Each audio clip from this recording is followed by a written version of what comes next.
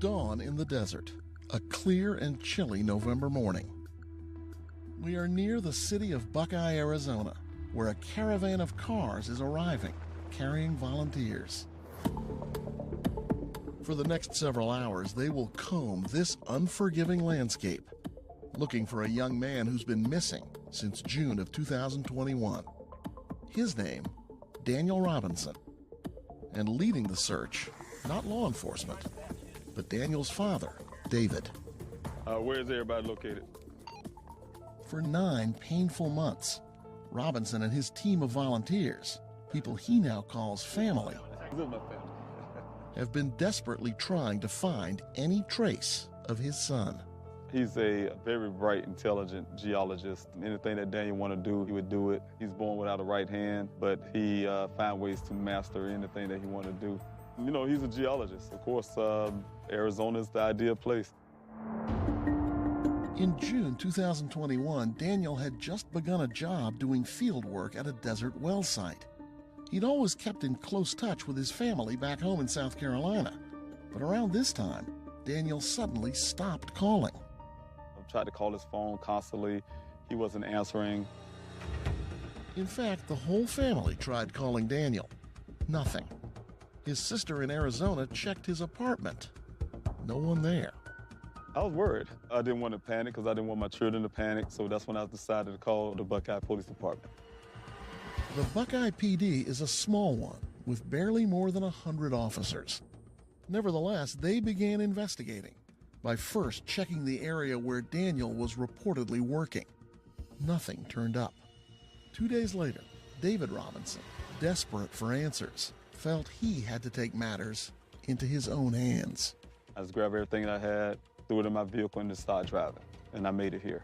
I came straight through. Left South Carolina, came straight to Arizona. Some 45 hours later, David arrived in this daunting desert, exhausted, but in a panic. His son was out here somewhere, all alone, facing 3-digit heat, rattlesnakes, and not a soul or building in sight. So on his own, David started searching and soon made his way to the well site where his son was last seen.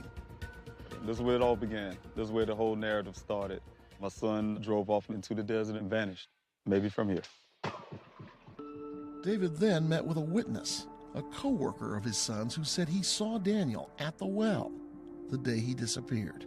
He did tell me that my son seemed like he was looking out into space somewhere, looking out into the desert terrain, kind of staring off, and was acting really quiet.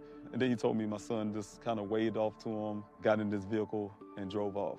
Where he went and what exactly happened next, no one seems to know. Soon after that meeting, David began recruiting volunteers to help him search the sprawling Sonoran Desert. Every Saturday for the next few weeks, they scoured this barren, treacherous landscape. They have not found Daniel. Then in July 2021, a break, a big one. A local rancher found Daniel's Jeep rolled over in a remote ravine. When I first saw that crash site, I was really devastated. This place I had to go to and see for myself. The airbags had deployed. The sunroof looked as if it had been kicked open, perhaps used as an escape route. And this was odd. Outside the Jeep were what appeared to be Daniel's clothes and work boots, his wallet still in his blue jeans. Inside the vehicle was his college ID, laptop, keys, cell phone, and plenty of bottled water. To help make sense of this mystery, David hired private investigator Jeff McGrath, an expert at reconstructing accidents. He has a theory of what might have happened. There was nothing along this route that the vehicle took into that bottom ravine that matched the damage. It's telling me the vehicle was probably crashed somewhere else. Either moved here or it was continued to be driven, and this was its final stop. Whether somebody stole it in joyriding, whether Daniel was in it, but it tells me something happened somewhere else. The Jeep has since been moved to a secured location for further analysis, but plenty of evidence still remains of the crash. I don't believe it was enough to kill, no. The airbags had enough force to do some damage. They strike you in the face, and they come out with a lot of force, and it could cause a concussion. But there wasn't enough violence here in this crash to cause a lethal. That suggests Daniel survived and was perhaps disoriented and maybe wandered aimlessly into the desert. Could this be other than accidental? Could foul play be involved in Daniel's disappearance? It's something McGrath and David have not ruled out. It's something police have examined too. To this point, there is no evidence of that. None at all. Whatever happened back in June of 2021 has David Robinson now bracing for the worst. It's hard to say you're searching for your son walking around the desert with no clothing, no shoes. So I had to mentally put it in my head that I'm doing a recovery. So I need to go find every spot I can out here to rescue my son. He may be hurt, injured, somewhere stuck, whatever. I need to find my son. Yeah, I found something up here interesting. David is hoping to get more attention, help, and resources from the Buckeye PD, which says this is still an ongoing investigation, although so far not a criminal one. Okay, so we're still working this side. He's also tried to enlist federal help. In the fall of 2021, the Buckeye PD briefed the FBI and asked for their assistance. The Bureau recently told us they're still assessing the case. So far, they have not gotten involved. So for now, David Robinson and his team of volunteers continue to search. I really have faith that somehow God can bless that he's alive somewhere, and I hope so. I am not stopping. He's my son. He's my responsibility. He's a fighter. He never give up on anything. I definitely won't give up on him.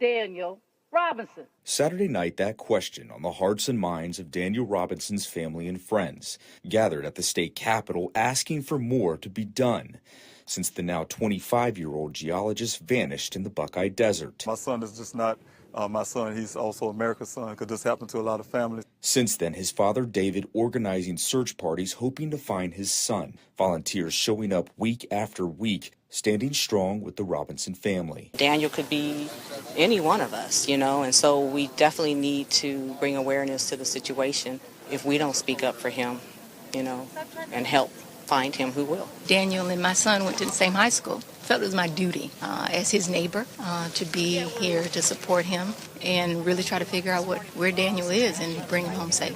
David's search parties found Daniel's Jeep Renegade rolled over in a ravine, airbags deployed, his clothing found inside out, boots and socks, wallet and laptop, no blood, no signs of injury, no signs of Daniel. God knows how much we can bear, you know, and at times I feel like I can't really take but so much more.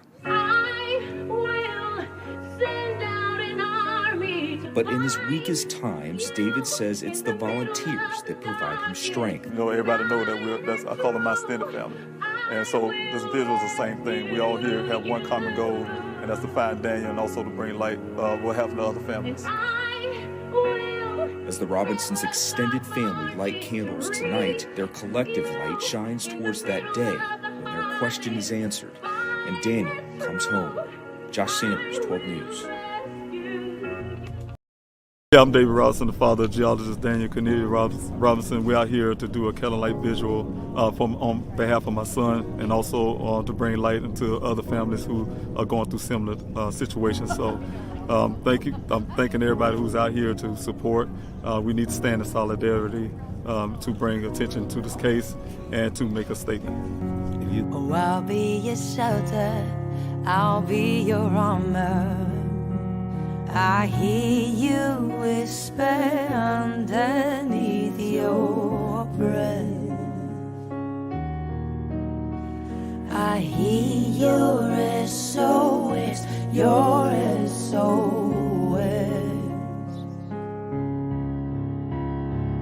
I will send out an army to find you in the middle of the darkest night. It's true, I will rescue you. I will never stop marching to reach you in the middle of the hardest fight. It's true, I will rescue you.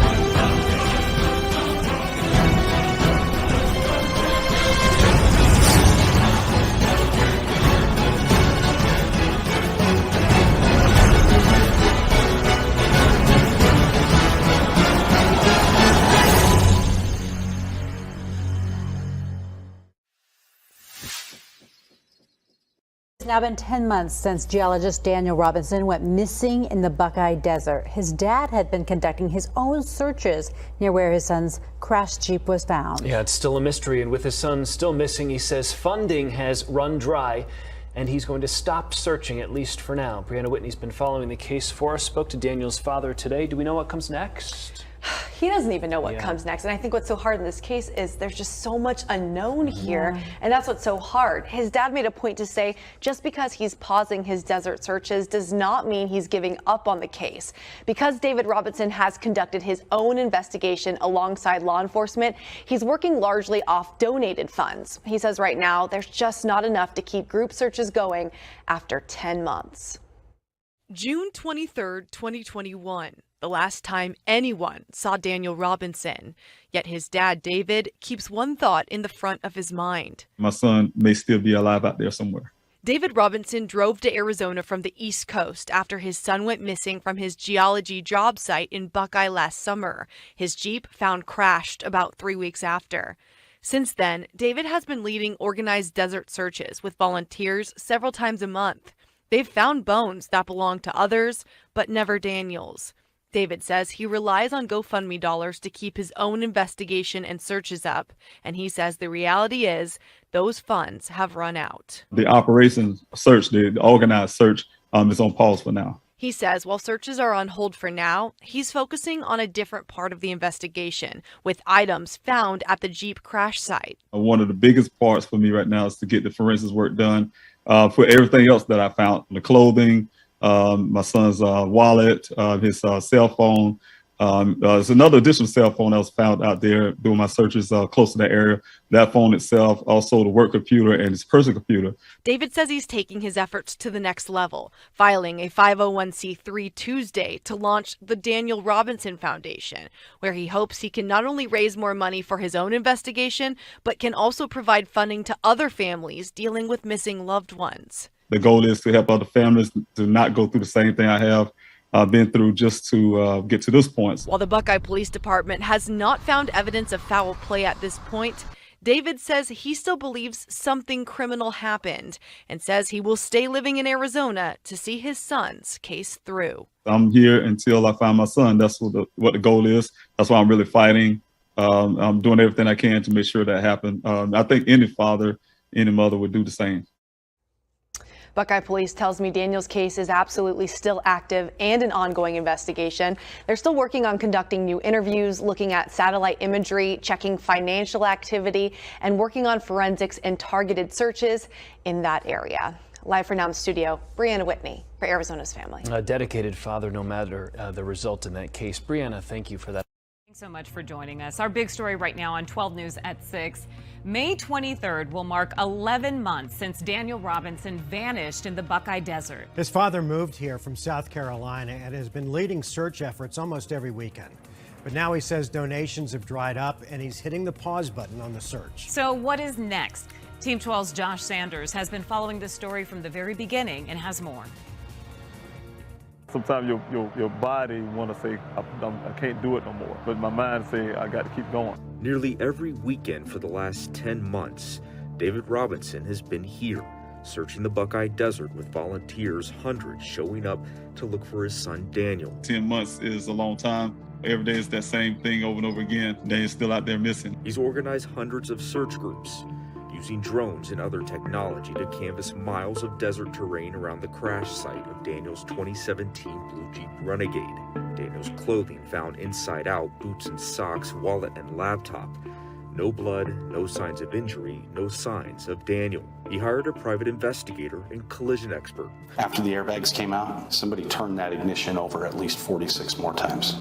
David's teams even found human remains, but not Daniel's. Funding generated through a GoFundMe account. More than $250,000 raised through thousands of donors. Everybody made that possible for me to remain here. Started off with roughly 200 people coming out there on weeks to go out there and search with me. That number has dramatically dropped. I'd be lucky if I get 20. But that funding has now run dry, leading David to temporarily pause the desert searches. The stress of the demands of trying to get the forensics work done on the vehicles and the clothing and everything else. Then I had to take away some of the equipment that's very vital and crucial. Buckeye Police do not have evidence pointing to foul play.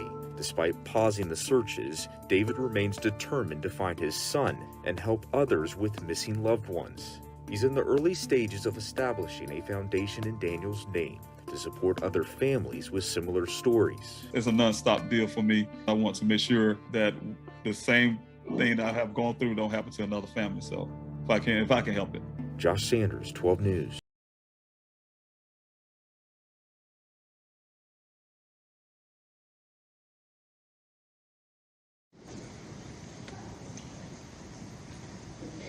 My name is Daniel Robinson. I attend AC Flora, and I'm planning to major in geology at College of Charleston. Good job.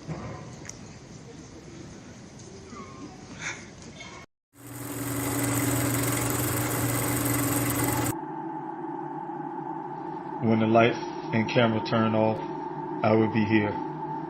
When the interest and conversation fade, I will be here. When there's no one around, a father will do anything it takes to be there for his son, to protect his family.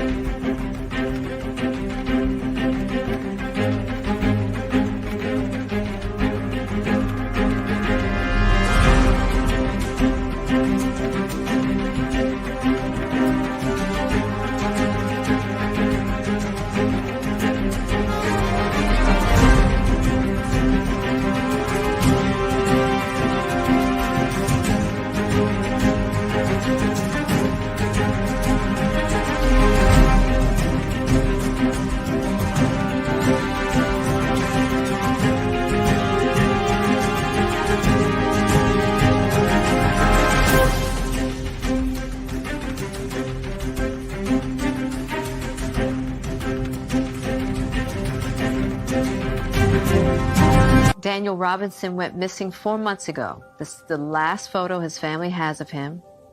He's a 24-year-old geologist, last seen leaving his job site in Buckeye, Arizona. As the Gabby Petito homicide case garners national attention, another young person has been missing for nearly 3 months, and his family is desperate to find him. 24-year-old Daniel Robinson, a geologist, was last seen on the morning of June 23rd, leaving his work site in the desert of Buckeye, Arizona. David Robinson had only one thought on his mind as he drove the nearly 1,800 miles from his South Carolina home to Phoenix. I had to find my son. Good morning, everybody. I'm still searching for him. My name is David Robinson, the father of geologist Daniel C. Robinson. I'm here to do my Q&A in my son's honor. Today is especially hard for me and my family. Also, every day is exceptionally hard for my family, but this day is a little different. It marks the 11th month that my son, geologist Daniel C. Robinson, went missing from his job site in the desert, Sonoran Desert of Buckeye, Arizona, doing what he loved, field of geology that he chose when he decided to go to college. He graduated with honors there, College of Charleston, South Carolina. He expanded his career to bring it out into Arizona to make Arizona great. And also he worked for a company called Matrix New World, also called Matrix Southwest Groundwater, where they hired him on as a field geologist. Is also called a hydrogeologist. He, from that point, started his manhood, getting away from what I like to call the cradle, and getting away from the bird nest, as I like to call it also, and started his own life, his own career, like I said, expand his horizons to do his aspirations and dreams to try to make those things come true. My son's a very responsible young man, worked very, very hard. Like I said, he's been doing it almost 3 years on his own, lived on his own, take care of his bills, has been there to handle everything on his own. He's even established getting his first little vehicle to get around with to make sure he's on job at the job on time, and then from there he bought himself a newer vehicle, 2018 Jeep Renegade that he loved very much. Very proud of the vehicle, taking very good care of it. He also had plans for myself and his siblings. We all were to meet each other in July last year to see that vehicle for the first time, and also to spend time with each other, because we haven't. My children mostly moved away from South Carolina. That's where we're from. And, we try to find every opportunity in moments that we can to see each other. So on this day, June the 23rd, like I said, today marks that 11th month. My son went to his job site out in Buckeye, Arizona. Excuse me, y'all, good this morning. I may have a little difficulty and everything, but I'm just hanging there with me. Yes, June the 23rd, my son went missing out there when he went to meet with another guy at the well site out there in Buckeye, Arizona. This guy is from a company called Weber. Weber is a company that drills wells. My son's job is to check those wells to make sure, check the viability of those wells to make sure they're producing at least 100 years of water, to determine that, and also to get rock sediments that come out the bottom. Like I said, again, this day, my son went out there to that job site to do his job. He spoke with the guy to get directions to that location, for what I was told. And according to this worker that my son met with, they met out on Sun Valley Parkway near the Cactus Road Junction. From there, my son followed this worker into the wells, to the desert itself, the Sonoran Desert. They went a mile in west, and then they went a mile 2 miles north to get to this well site area. So once they made it to the well site area, according to this worker, they had a brief 10-minute conversation. And in that conversation, my son ended up, at the end of that conversation, my son ended up waving off to him, got in his vehicle, drove off where he's never seen again. A lot of you guys know the details of that. Excuse me, that's a lot of details of what happened that day. But especially the most devastating part is my son was ever seen again. I've been here since June the 26th, and I've been in Arizona since June 26th, searching for my son. And, I'm continually to do so. As you know, I had to put a pause to the searches, but that didn't stop me from doing my own individual search. I just had to put pause based on keeping the volunteers safe, being a very responsible person to my searches. A lot of people did ask, hey, look, why do you need so much to do the searches? Well, I'm very responsible. I'm ex-military, first of all.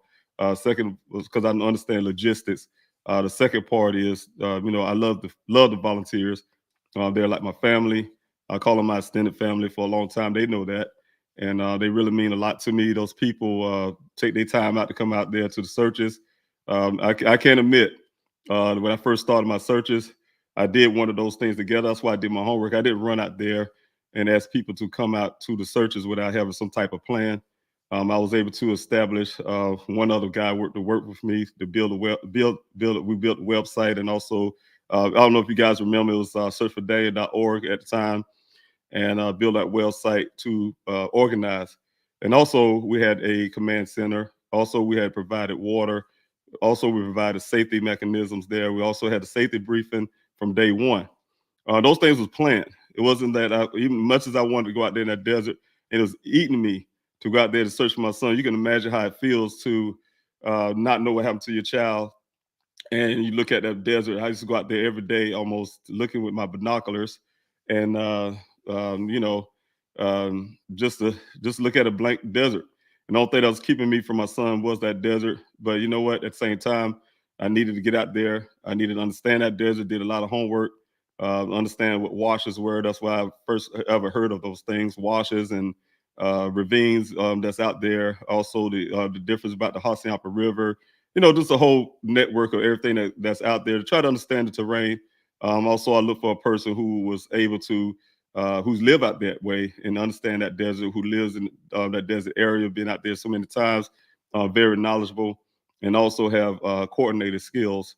So I was able to find this one person. We worked together. We started searches. Like I said, I'm very responsible.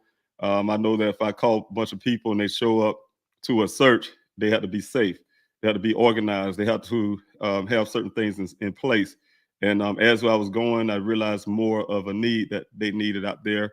So I increased those needs. I increased those needs into what we had. And then lately, to this point, those needs, those things that are very much needed out there, I had to make shortcuts. And that's not good for the volunteers. It's not good for me. Like I said, everybody's a family to me.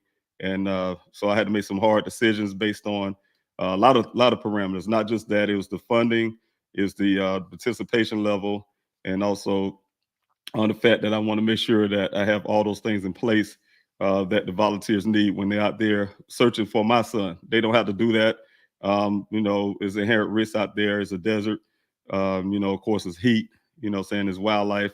So you got things out there. So we definitely want to make sure that everybody's safe and everybody that we know what we're doing when we're out there asking people to come out to search for my son. So I want to thank everybody. First of all, starting off to thank all those who came out to the desert searches. I'd never forget. I'll never forget you. I never forget what you have done and what you are doing currently. I had one lady call me yesterday, Penny. She's still out there doing searches. It was kind of ironic. Me and her have never ever run into each other out there sometimes when I did go out there myself. But she does it still. But the thing is, I'm really grateful for everybody who actually take their time out to have been a part of the searches, whether it was one day or many days. Those who still doing search. I have some people that was part of the search, very dedicated people, love them to death. That's actually helping other families right now. I would like to be out there with them. I have other obligations that's happening right now that prevent me from being on the ground with them, searching for a missing mother. And I want you guys, I still say about that. I talked to the son of the missing mother. I offer my prayers and help, much help as I can. I give him every tool I can provide for him at the time we're speaking to help along with his search for his mother, and give him a little insight of everything I have done at the beginning. It's very hard. People don't understand. It's very hard trying to navigate through your emotions first of all, and then how to mentally put that aside to try to make things happen. You know what I'm saying? Literally make things happen, and it's hard to do both. So I have my challenges at my time trying to juggle everything at one time. God blessed me with different teams. I had my desert team, like I said, that would make sure the desert ran smoothly, and also have my executive team that's here, also that we just started. They helped me get the foundation off the ground, for instance, helped me get the candlelight visual off the ground, things like that. Things I want to do and just don't have the time to do, or like I said, too much things coming at me at one time. They relieve some of that pressure off and help me in that effort. So all the volunteers and every aspect that happened that came a part of being helping find Daniel, I really appreciate you guys. Like I said, it's been a long journey. 11 months is a long time, just to go through the emotional toll it takes to have a missing child. You know what I'm saying? You know, whether it's a missing mother, missing father, but you know, for me, it's happened to be my missing son, my youngest son, and you know, it's hard. You know, just I woke up last night. Well, I say woke up last night, but I was up. I was up all night, and when I say I woke up, is that I barely got into sleep because you know, that's the first thing coming to your mind. It is 11 months. I knew it was coming up to it. It's coming up to a year come next month, and you know, it's hard to believe that time flew by that fast. First of all, and it's also you know, the last time I even heard from my son is you know, going on a year. So that's very difficult, and I can imagine what his mother going through. I haven't spoke to her recently, but you know, I can imagine I will be talking to her at some time today. But you know, y'all pray for her and also his siblings. You know, so because it's really rough for them all as well. You know, saying it's always a constant reminder that here it is another month that don't pass by. So every month pass by is difficult. So anyway, get this morning. Thank you guys for coming in. You probably can see I'm having a little difficulty here, so just bearing with me. I promise you I will get it straight. This is a Q&A for Daniel Robinson. For those who probably come in for the first time, you know, it's here for you to answer all your questions that you may have. There are some things that is out there that may not be represented correctly. Some of those things even inside the Buckeye Police report, you know, so you guys read that and I mean, make them look good. It make the Buckeye Police Department look good what they write. But, you know, I tell you guys one time before, actions speak louder than words. You know, you can say everything you want to. You can put it in a paper, put it in black and white, but where's your actions? You know, so one of the biggest parts of the search effort is the fact that when I realized this department wasn't going to, you know, search for my son properly, when I got here got into Arizona on the ground, I realized that you know, they haven't done anything. To this date, my family do not have answers about the cell phone pings. You know, for them to say they're doing some of the things they say they're doing currently. Those are some of the things they told us they couldn't do because they didn't have a warrant. It's either they have a warrant now and they changed my son's case to a possible criminal case or whatever the case may be without telling his family about what's going on, or they're just making things up. So, you know, some of those things, like I said, from the cell phone pings to just simple things, as in traffic light footage from cameras on traffic light. As you guys know, if you run the light, most places they have these traffic traffic lights where if you run that light, that camera is clicking you and you get a ticket in the mail. Or if you're just riding through regular streets, if somebody robbed the bank, they can track where this person have been, where they have gone. They check check every camera footage and things like that. They have technology to even show a vehicle traveling around the city, right? And according to this department, my son haven't been seen at all on any camera in Arizona since he moved to Arizona. And so that's striking to me and my family. Then we asked for the information off my son. We thought it was Uconnect, OnStar. We thought it was an OnStar, and found out that the vehicle had a Uconnect system in it. and we asked for that, and they ironically can't get that either. Hey, we can't get the Uconnect information off of that Uconnect or whatever. And then they later on told me, yeah, we talked to Uconnect like a week later. Oh, yeah, we talked to Uconnect, and they said it came out all zero grids or something. They got all zeros on the GPS location of that vehicle, what's going on. It's supposed to track all of that. They're getting zeros. They say, oh, we get all zeros. We don't know where it went. At one point, the detective told me that the manufacturer said that happens when somebody disconnect the batteries. And then the next question I had, of course, would be why his battery is disconnected. They didn't explain that, but then they later put in their report different stories. So like I tell you guys, actions speak louder than words. There are some things that transpired up into me doing what I'm doing, fighting for my son. You guys was fighting alongside me, especially the desert people out there in the desert. I want to name people, because I know if I get started, start putting names out there, there'll be a lot of people that I would miss. I mean, hundreds of volunteers out there in the desert. And I started naming people.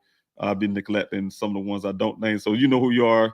I want to tell you thank you so much for your time out there in the desert with me and my family, helping me find human remains out there of other people that their family worked really hard to find, I'm sure, and couldn't get answers out there.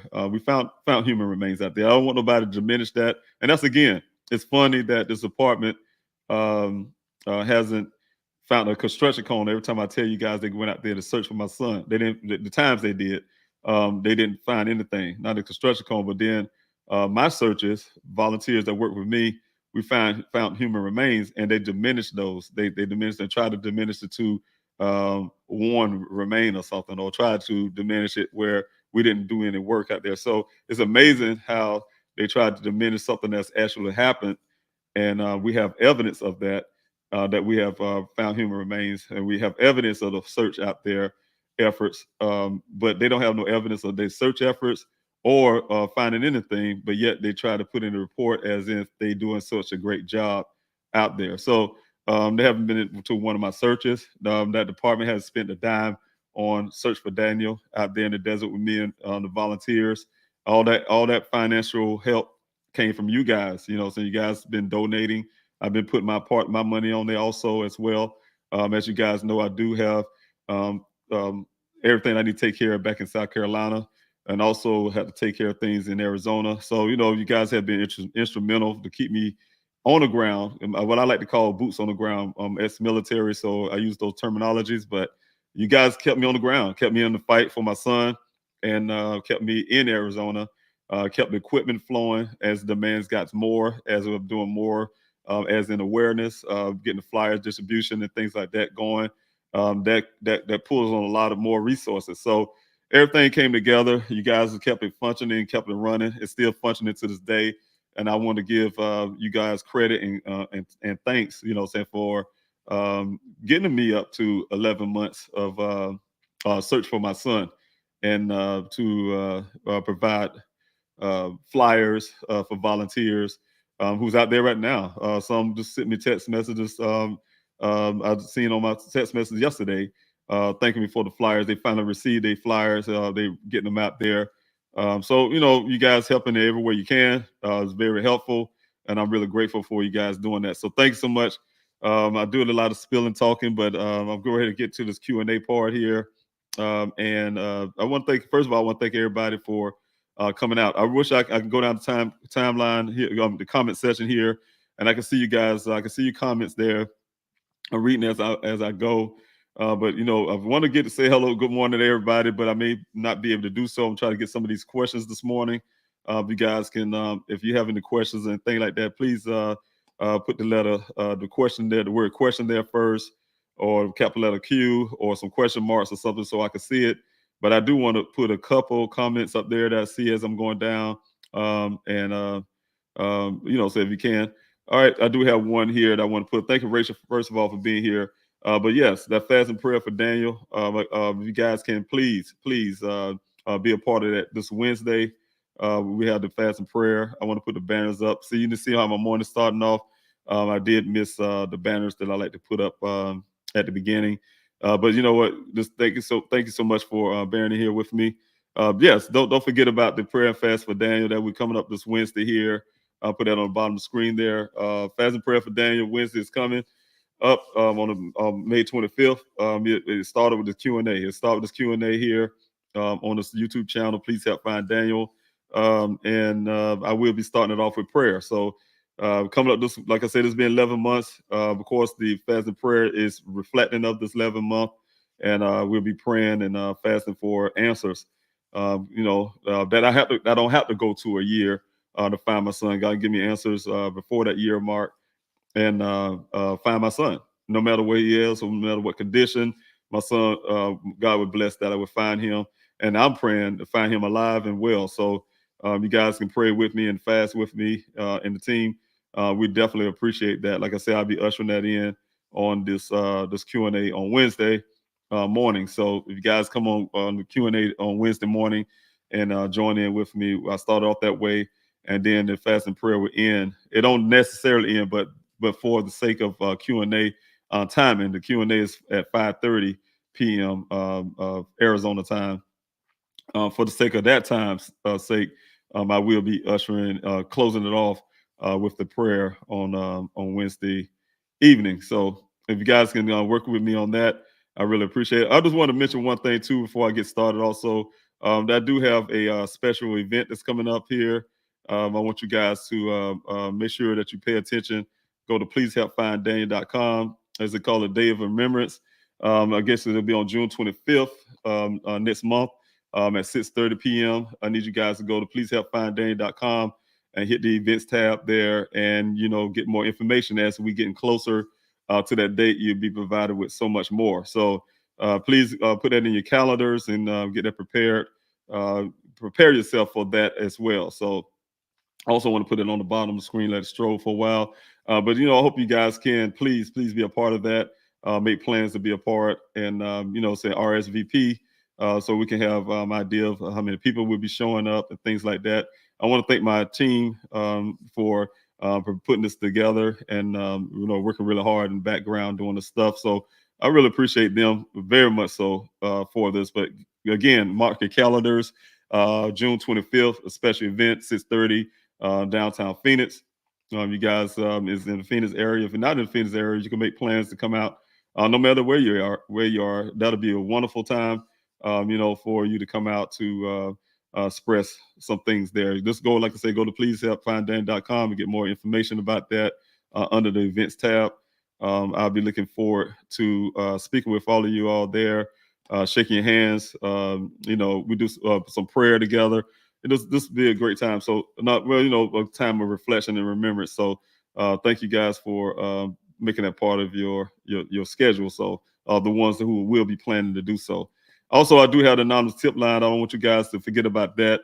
Anonymous and non-anonymous tip line. So if you guys see it on the bottom of the screen there, if you have any tips or anything going on that that about the disappearance of my son that can help us bring Daniel back home, please utilize that tip line. It's a paid tip line by me, and it's live operators. They will take your call 24 hours, 7 days a week. Like I said, they allow you to remain anonymous. If you want to be anonymous, they allow you to do so. If you don't mind not being anonymous, they take you regardless. Either way you want it. If you don't want to talk to anybody, you can definitely text the word tip to that same number, and you can still remain anonymous. So again, all of this is provided by you guys.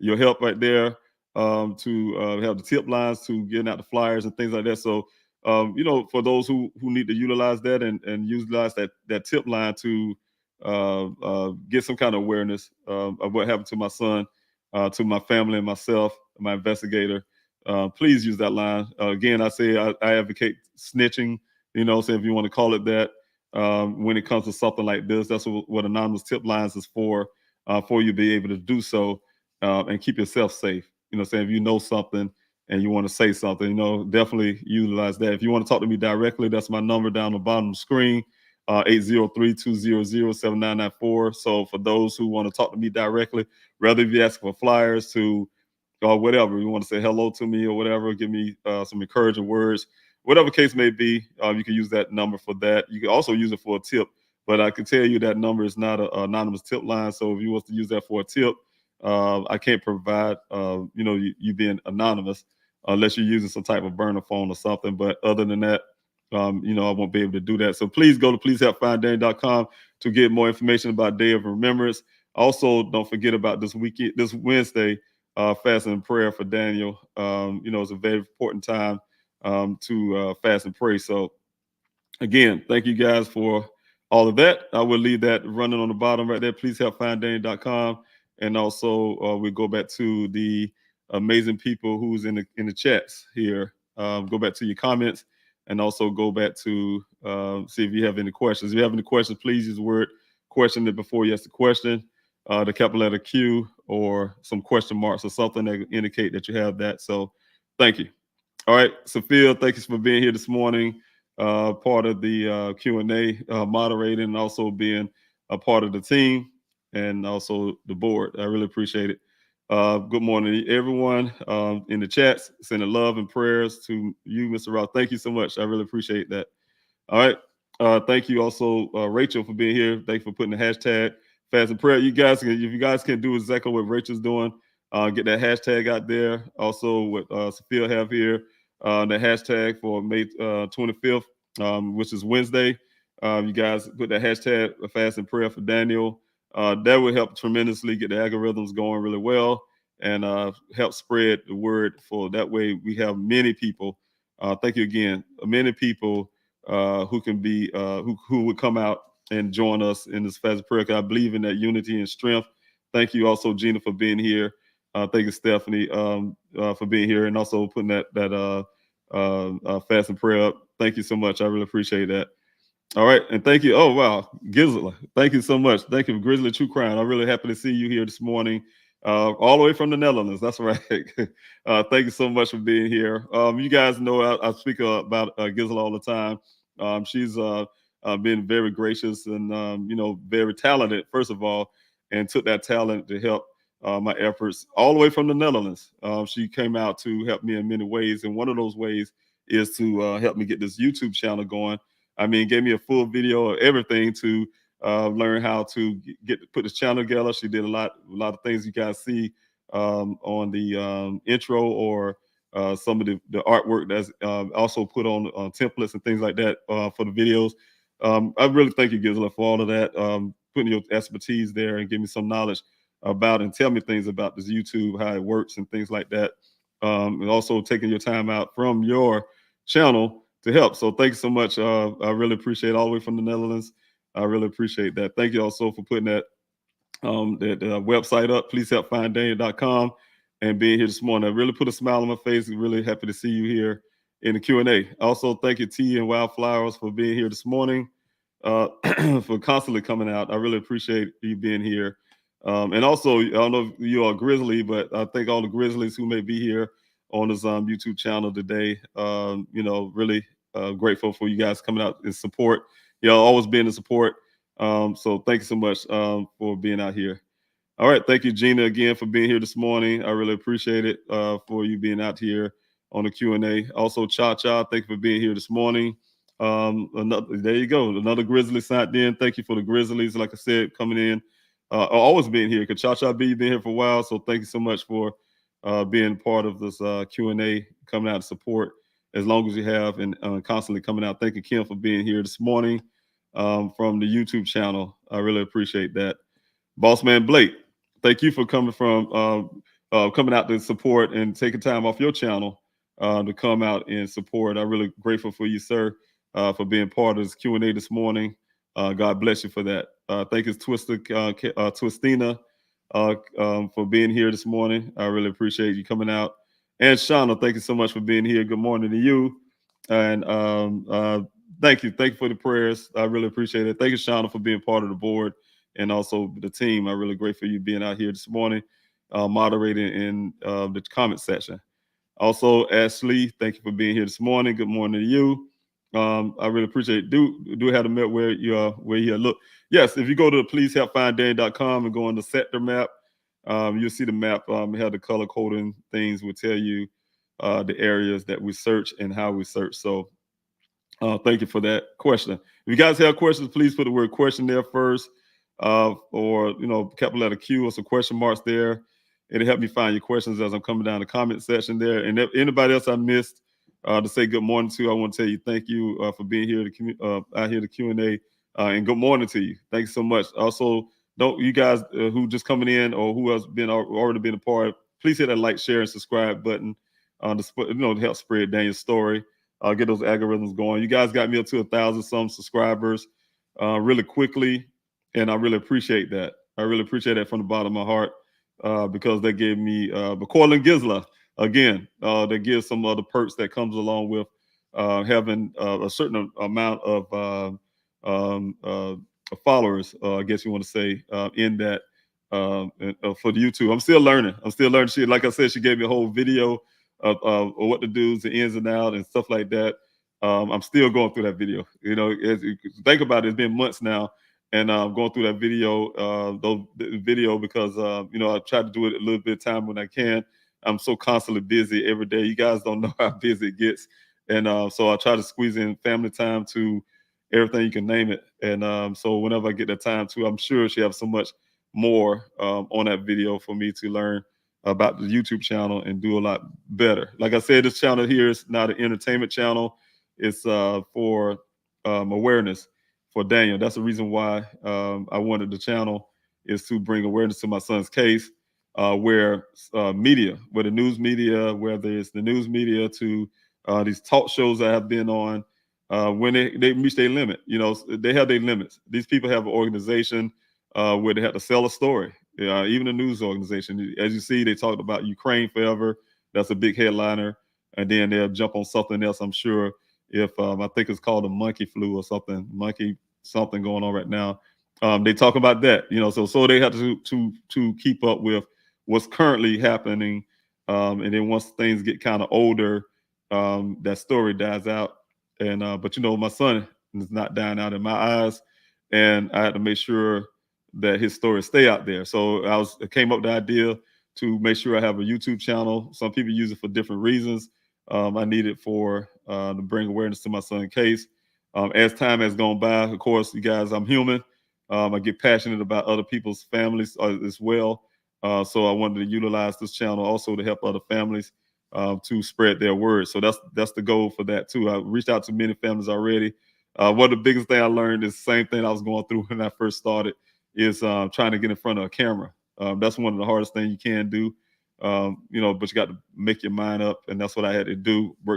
Make my mind up really hard, and allow myself to do that. And one of those first times was the news channel, local news, trying to get local news coverage, and I had to talk myself into going in front of a camera. So it happens, but now I'm unfortunately better at it than I was at the beginning. So thank you for coming in this morning for this Q&A again. For those who just joined in today, June the 23rd, marks 11 month that my son Daniel went missing from Geologist Daniel C. Robinson went missing from his job site in the Sonoran Desert of Buckeye, Arizona. So it's especially hard every month. Every day is hard, but it's especially hard when it actually put a title to something. Hey, it's been 11 months. I won't say it's been 10 months and so many days, but when we mark off things by months and years, sometimes it especially put a hard burden on your brain. So it's a little different, just knowing the length of time that your person has been missing. So I'm just kind of imagining what his mother's going through right now. Like I said, I haven't spoke to her yet, but I will. I haven't spoke to some of the other family members today so far, but I know my children are taking it very hard. And so I want you all to pray for them, pray for his mother, his grandparents, and his other family members and friends. So it's very hard for today to even realize that it's been 11 months. Here it is. Next month will be a year. My son had went missing. So I talked to families who had loved ones missing for many years, and it all started with 1 year. And I'm asking God to not let that be the case for Daniel. That's why I ask you guys, can you please join in with us on Wednesday? That's my prayer, and I believe my prayer for my son can be highlighted. We can come with a lot more power and strength as I petition God for answers. If you guys join in with me and the team on this fast and prayer, like I said, I'll be here on the Q&A on Wednesday to bring it in, and then also the primetime Q&A to end it for that day. So, but you know, guys, if you guys can, please be a part of that. Ask your churches to join in. Just ask everybody you can to join in for this Wednesday fast and prayer. I would love to have did it for today, but I wanted to get it for the Wednesday. Wednesday is one of those chosen days that we use for Q&A. So it probably been great if I could have did it today as well for the fast and prayer, but that wasn't the pre-planning. Didn't think of the way. I probably didn't look at the mapping that way, but it would have been the calendar. But it would have been this fast and prayer is based on what's happening today. So, all right. Thank you, Shauna, for being here again. When asking the questions, start with the capital letter Q or question, or the word question before you ask the question, or question mark for easy citing. Thanks so much, Shauna, for putting that up. It does make it a lot easier for me. I'll try to read your comments as I'm going down, everybody. I may, I may miss some questions and things like that. So comments, I'm saying I may miss some of those, but I'll try to make sure I get all the questions. But I may miss some of the comments, and I do see some of the comments like this one here. Keep Buckeye Police honest and stay strong. Ali, thank you so much for being here. Yes, and that's one of the biggest things I'm trying to do from day one. I'm not beating up on the police department. You know, if they can't handle it, they shouldn't be police officers, first of all. But, you know, one thing is I make sure I'm not going to let them just tell people anything. And thinking, I don't care if you got in the report or not. I don't want them telling people anything, and just to try to make themselves look good. And here I am sitting here. My family's still sitting here without any kind of answers to what happened to my son. You know, had they been straightforward with me and doing the right thing and give me some proof and some assurance that they're doing everything they can to find my son, then we wouldn't be having this kind of conversation. Last time I had a real strong communication with that department is pre giving them information about, giving the police department, this is the weird part, giving the police information and leads about my son's case that suggests foul play. Soon as, because they came out saying, hey, we don't have no more leads to follow, we don't have no investigation. They're telling us to the public, the local news, you guys. I still have friends of mine who got all that stuff. They're telling the local news all of that, you know. And also I have my recordings for that stuff. And you know, they gave my investigator everything they had. Hey, it was over, we're done with it, y'all can do what y'all want to do with it. That's the last time we had communication with that department. Once they did all that, gave us those things, and then we turned those things back to them, say, hey, look, this is what we found. We found the sock that's near the well site. That matches the sock that y'all have in the evidence bag. We also found red transfer paint on the vehicle that you guys had never spoke about that's on that vehicle. We found the damage on that vehicle don't match the terrain itself. We found 2 impressions on the windshield, would indicate somebody bashing in both sides of the windshield, trying to throw something at it and bash it in on that vehicle. You know, we found, I mean, there's so much stuff, 11 additional miles on the vehicle from the data that you guys, the Buckeye had pulled off out on that vehicle. So once we turned all that stuff into them, that suggests foul play, that the vehicle wasn't there, and the testimony from the rancher himself who found the vehicle said it wasn't there 2 to 3 days prior. And according to their own common sense, with their own searches they did over that area with all the high technology that they got, and the vehicle wasn't there 2 to 3 days prior to, at least farther than when they had searched, longer than that. But that proves that the rancher was correct. It wasn't there 2 to 3 days prior, because even the police department looked in that area and it wasn't there. So, you know, the thing is like that, with all that evidence there to say it was staged and all that kind of stuff, is possibly staged and all that stuff, and which it is, in my opinion, and from evidence I know. And we gave them all of that. And as soon as we gave them that stuff, that's when they stopped talking to me. You know, and you'll think that they'll be talking to the family a lot more. I wouldn't have these questions. I wouldn't have to say some of the things in publicly that I had to say. No, they doubled down. Instead of them coming out to help me in my searches, and I've been out there pleading you guys. I've been asking for donations. After donations, some people say, hey, man, what you need so much donation? I'm asking for donations to try to keep the searches going. These guys, the department, decided to take their resources not to help my family, not to help me in my efforts to search. I even asked Chief Hall to help me raise the reward money. Maybe that helped somebody talk. They couldn't even do that. They couldn't even say he couldn't even do that. He told me he couldn't do that.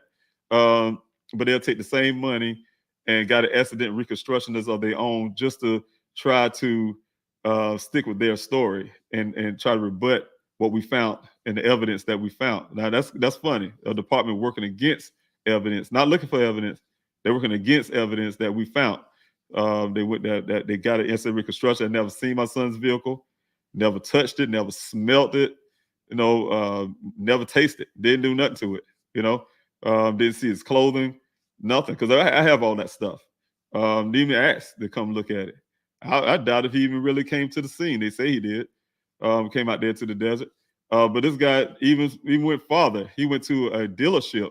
He didn't go to the manufacturers of Jeep, the makers of Jeep. You know what I'm saying? I think it's a different company. I had it written down. I sent them a letter waiting on the response. That makes Jeep. He didn't go to those. He didn't go to those engineers who were actually responsible for doing a recall if the dominant don't match the computer. That is a recall on that vehicle. He didn't go to them. They went to some dealership in Phoenix or wherever, Buckeye, wherever it was at, some Jeep dealership in Arizona somewhere, and asked them a question, asked some worker, probably tell them, hey, do this. Yeah, man, I think so. They don't match them. And they put in their report, some say, and they call a Jeep a guy expert now at the dealership. Call him an expert.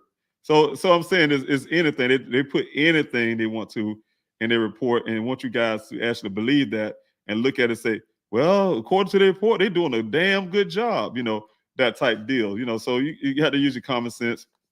I'm not saying nobody don't, but those things are evidence of them not really want to help my family, don't want to help me really to find Daniel, but really trying to help me just to move on and get out of their life, I'm sure. But it's not happening. So thank you guys for being part of this and really keeping me strong. Like I said, I have to stay strong, Ali. I have to keep fighting for my son. I had to fight for his honor. I know who Daniel Robinson is. I've been there from his birth. As soon as he came out of his mother's womb, I was there for all my children and watch him grow into a man. I know my son. I know who he is as a person. I know his character. I know his intelligence that he have.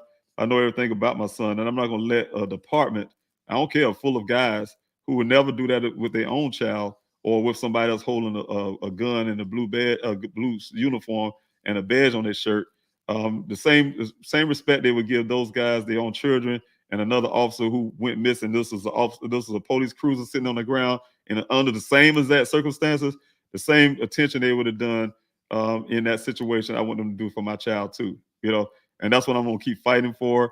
I don't care if they're the FBI. I don't care if whoever it is. I'm going to fight for my son's honor and make them do their job. And make them do their job and find out what happened to my son. What happened to my son, where he is, and bring him back home to his family. So they would do their job.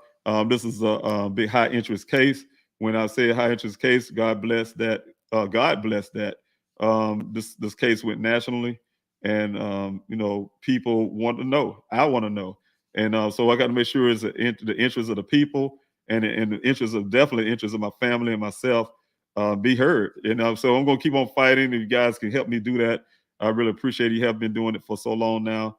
I'm really grateful for that. So I don't want nobody out there to make anybody feel that I'm not grateful for anybody, especially those in the desert out there that's working hard. Been working in the desert. I do have some feedback where it appears to be where some may think that somehow I abandoned them. I didn't abandon anybody out there. The searches has been paused. It's not canceled. It's paused. Those are two different words. Pause is until things get in the order that I really need, and the funding is there more so that I need. I'll have to pause it, and I have to do it because, like I said again, I'm a very responsible person. And and as in for me, I spend a lot of time and be able to speak to everybody. I try my best. I'm only one person working really hard behind the scenes. You guys couldn't imagine some of the things I would have had to do by myself. I was doing by myself for a while until God blessed me with a team of people who's out there helping me now. and making it a whole lot easier. I can tell you that. But we're doing a lot of work in the background, doing a lot of things. These people are taking their time out from their jobs. They have jobs, they have businesses and things like that, but taking their time out to help me. You know what I'm saying? Just a regular old dude from South Carolina, retired from the military, just to help me, try to help me find my son, and to bring awareness. And also, we are working hard to help other families. We're not just looking out just for my son. We're trying to look out for other people too. So we're really working hard to get this foundation rolling the way we want it. And you know, so it's a lot of work. But I say, you can imagine it takes a lot of my time and a lot of attention. So if anybody feels neglected out there, who is out there searching with me, and I don't get to call you like I want to, or spend time with you like I really want to, please bear in with me. There'll be a time where I will call you and things like that, because you do mean a lot to me. You guys know that when I tell you out there, and the searchers out there, you're family to me. You're family to me, and I'm really grateful. And I miss a lot of people. I miss a lot of people I used to talk to every week. We out there searching for my son, but they family. Like I said, when I need a hug, they could tell. They'll come out there and give me a hug, you know, and things like that. So thank you. All right, here you go, Esther. Here's the question, Mr. Robinson. If the vehicle was not there prior to, as the rancher says, this for the fact, how can that not be suspicious?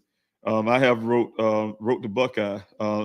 Larry Hall sent me back a template letter, standard letter, and they always do. Those letters are standard. It's standard stuff. I even got we have gotten feedback. My board member got a feedback from the city manager, for instance. Just regular, like you said, those letters, standard letters, and they just change the name in there or whatever they do, type deal. So, you know, that's just you know, what else you think they're gonna do?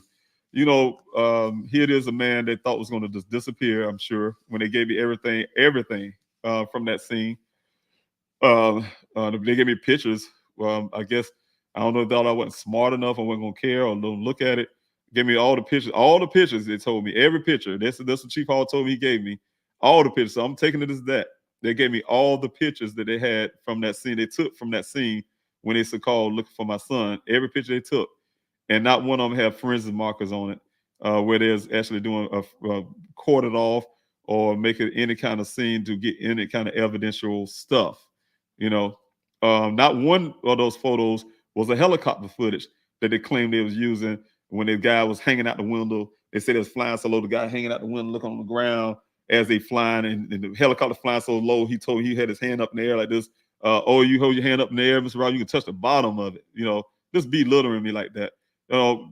They didn't expect for me to stay into Arizona after all of that. When they gave me everything, after that meeting, all of them looked me in my eyes, in my face, and thought I was just going to walk away. You know, just gather my son things from them and just be gone. They didn't expect me to be here. Here it is, 11-month anniversary of my son's disappearance, and I'm still fighting for him. They didn't expect that. So of course, this department gonna do everything they can, and they had months to do it, to scrabble around, get with their attorneys, whatever they got to do, and scrabble around and make a story up and make a timeline and everything else they got to do to make themselves look great, when they haven't really, in reality, did nothing significant to find my son. So they messed up at the beginning. They'll have you guys to forget. I'm not going to forget. I'm not going to let them forget either. I'm not going to let you guys forget how this thing started off. It took them almost 3 days. Think about that. Almost 3 days to even go look for my son. You know, they could put in a report, and the officer Cruz, I'm really grateful for him on that night when he said, hey, I'm going out there to look for your son. He went on, I realized he just riding up and down Sun Valley Parkway. He didn't go in that desert looking for my son. He didn't go out there in that desert. He probably can try to go to that job site, but he didn't go out there in that desert to look for my son. He told me he couldn't. They couldn't put no helicopter in the air, though, he's saying, that night. He told me he couldn't. I really thought it was I wanted them to do it. I asked them to do it. They told me they couldn't because of flight. You know, I do know when I was in Afghanistan, we had this thing called blackout. Blackouts mean that the conditions not right for a helicopter. I don't know about airplanes, but for the helicopters, they can't fly in certain conditions. And I'm assuming it was something similar to that. And So the next morning, like I said, they denied that flight. Their supervisor, and I'm sure is one of the guys that was sitting in that meeting with me, and I already have a suspicion who he is. I'm not going to say his name, but I have a suspicion he is because that's his character. Denied that flight because he denied, the same guy denied us because one of the officers said he was going to get a warrant, so I applied for a warrant to get the cell phone pings.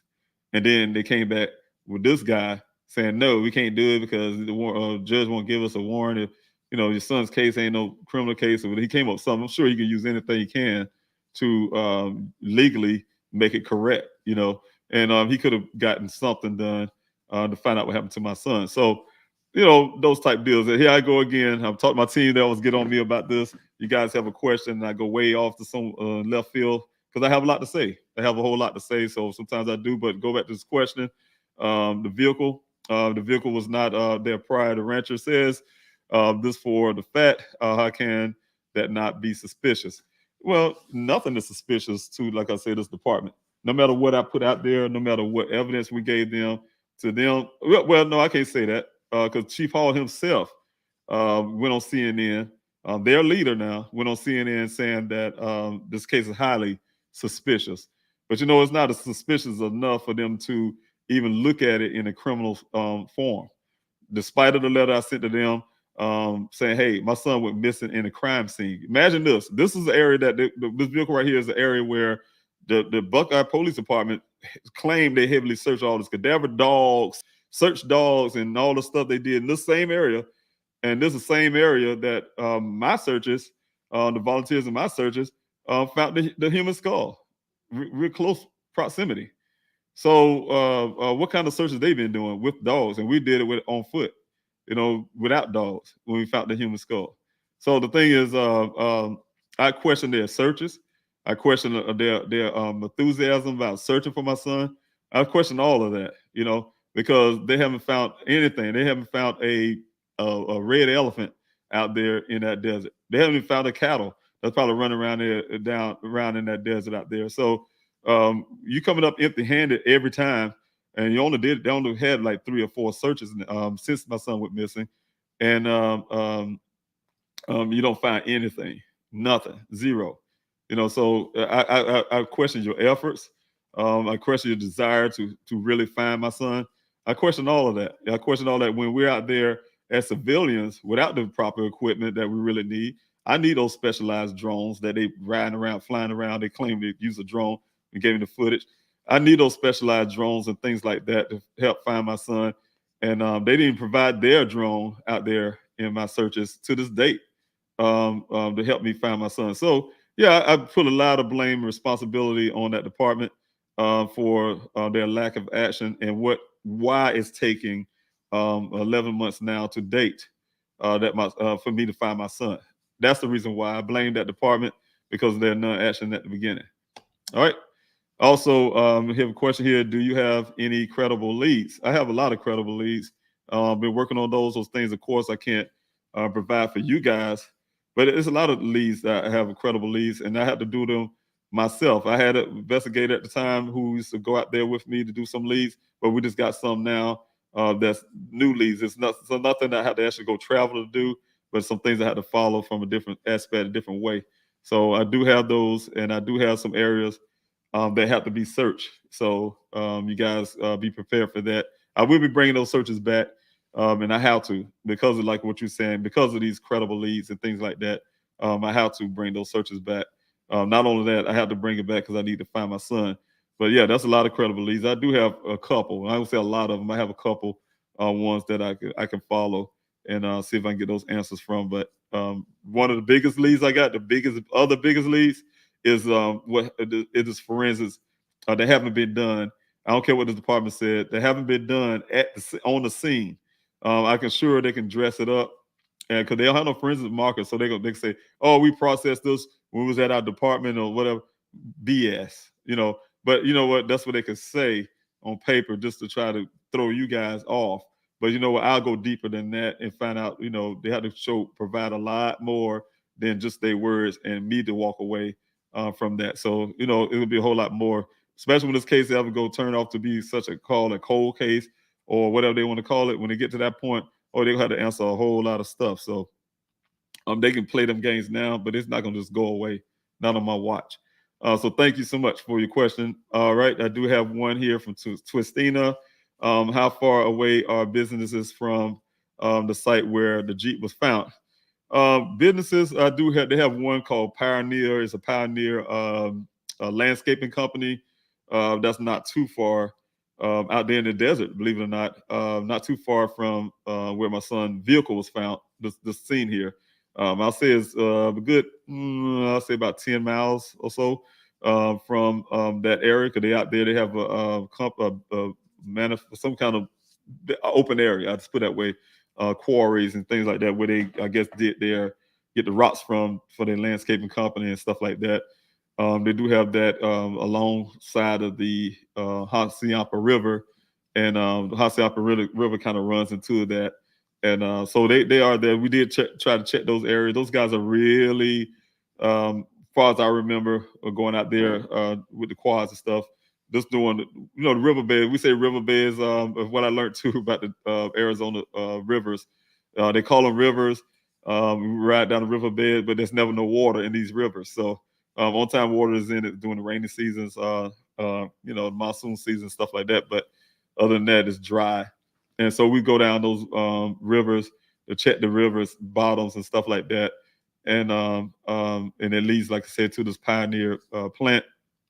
And that Pioneer plant, when you get close to that area on that river, they act like they own that river area, and they try to run. Some of the volunteers, they never did that to me. I never run in with them.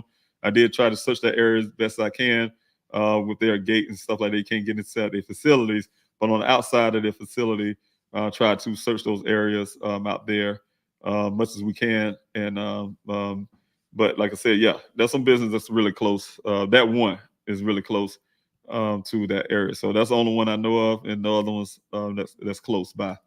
All right, I have a question here from MTGV. Thank you for being here this morning for Q&A. Do we know the identity of the human remains you found?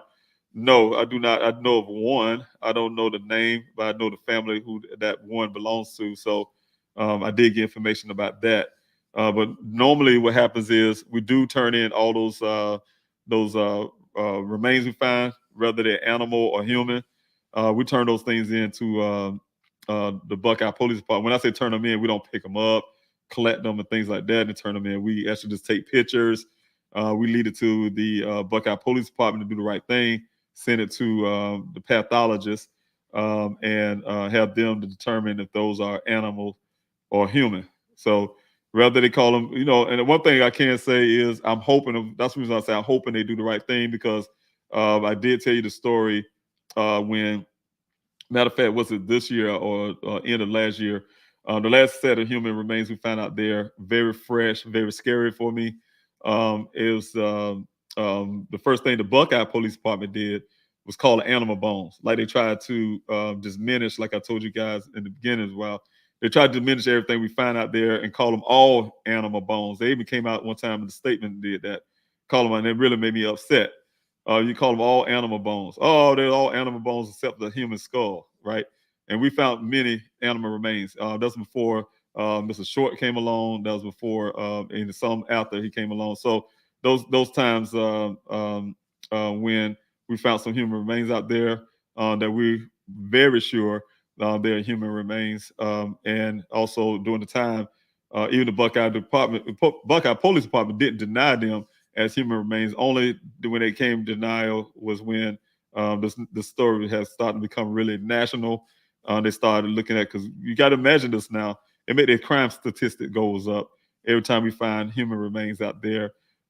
As you know, the chief of Buckeye Police Department, Chief Larry Hall, was suspended before, and one guy quit because they got caught falsifying documents about their crime statistics and things like that. So, so you can imagine that's a problem for the Buckeye community, for a man coming from out of South Carolina starting searches, and we started finding human remains out there, finding these people that's lying on the ground for years, and they haven't found them. They haven't come out there. These families are looking for their loved ones, and we found those human remains out there. But like I said, to go back to that fresh one, they tried to call it animal bones, and I was really uptight about that. forced them to have a pathologist look at it. When the pathologist looked at it, it took us 3 hours. It took them 3 hours. We sat out there for 3 hours. Came back all human bones. And it's the first time, I'm telling you guys, the first time I ever seen them. And it was only because it went to Maricopa County pathologist. This was the first time I ever seen them take rope out there. And I videotaped it, had it videotaped. Asked my coordinator at the time, logistic coordinator at the time, to record me and my investigator to document that it was found in my searches. So, because they would take Buckeye, because the reason I did that, because they would try to take credit for everything we did out there, our efforts out there in the desert. So they have done it before, and I'm sure they're still doing it now. Try to take credit for everything we have done out there. And so I want to make sure that didn't happen. I had it documented on a video recording, and that's the first time I ever seen them court off anything, and the first time I ever seen them deemed it as a crime scene. Even though, despite all the other bones that we found, I have never seen them do that. To this date, I don't even know if they even came and collect the remains off the ground, if indeed they are human remains. So I don't know if they even done that, because I haven't even seen them do that before. So we just give them the coordinates and lead it up them to do their jobs. I can say sometimes we go over the same grid area twice, and some of those remains that we did send up to them is still lying on the ground. So I can't say they're all human or they're animals, but I know the ones that we marked off, some of them are still lying on the ground. They haven't been removed. So just want to make sure you guys understand that. All right. Thank you for your question there, MTGV. I really appreciate it for being a part of this Q&A. I'm going down the comment section. You guys have any comments, please, by all means, please put the word question there, capital letter Q, or whatever it takes to, ask your questions. As I'm coming down the comment section, I will try to find those. Again, go to pleasehelpfinddaniel.com for under special events. You'll find a new event that will be coming up on June the 25th. You guys, I want you to be a part of that. Make some plans for that. Put that in your calendar, and I hope I get to. I hope I get to see you out there on that date. And I'm going down the comment section. You guys see me talking slow, trying to make sure I don't miss anybody. If you have a question, I'm trying to find it. If you got to have questions, please put the word question there first. Big capital letter Q or some question marks or something like that can help me locate your question as I'm coming down. I do want to give a thanks to Mr. Farmer. Thank you so much, Larnell, for being part of the team board. I really appreciate all your hard work, sir, that you do in the background also as well, and being here in this Q&A. I really appreciate it. So every time I see some of these names of people here, volunteers out in desert search and everything, I really appreciate you guys coming out, and I can give a shout out to you. All right. Okay. Let me see if I have anything here. I do have a question here from Barry. Thank you, Barry, for your question. I really appreciate it. Thank you for your hard work and being part of the team. And thank you so much. I'll be grateful. What's the first piece of advice you would give someone who initially realizes their loved one has gone missing? Well, you know what? One of the things is, of course, we had to put that missing person report in. That was one of the things. And one thing that's really hard for me is the fact that I knew, so I knew after I looked at the time, and it was over 6 hours that Daniel was last heard from, right? And, just because he wasn't heard from didn't necessarily mean that he was missing to me, right? It meant that he just wasn't heard from. And I don't know why. We're going to find out why, if he's okay. Maybe he took off or something. I didn't know at the time. But then I look at the 6 hours. I know my son. Like I said, one thing for sure is family members. We know our loved ones. We know the ones who's going to do this and do that type deal. Daniel's very responsible, right? And one of the biggest things I know that he would not have done is over 6 hours. I mean, it was over 4 hours. I would have been really more concerned too. But 6 hours made me really concerned because he wouldn't have gone that long without telling somebody his location. I did the phone calls. His sister went to his house. We talked to some of his friends, as some of the family members. Nobody heard from Daniel. So not hearing from Daniel, and then 6 hours passed, I knew something's wrong, and immediately a missing person report should have been filed, right? And these departments should have been looking for my son, because we know something's wrong. That's before you go asking some coworker what their opinions are and what they think this person's state of mind is, or whatever case may be. Before all of that, the first thing was, hey, my son is missing. It's been over 6 hours. It's a problem. We need to go find out where he's at. Can you guys go, even simply at the time, I just do a welfare check, go check in his house, his apartment. So those are the first things you need to do is, of course, put in a missing person report. But like I said, that's the reason why you guys are signing this petition, because those are the kind of changes that we're going to be pushing really hard to debunk all that waiting 12 hours. I had to wait 12. I had to wait some hours after that. 3 hours. I did my first call, and they told me I was 3 hours short of that and had to sit around the house and literally wait 3 hours before I can call back to the same person for them officially say I'm gonna put. What kind of crap is that? It didn't change the fact that he's missing.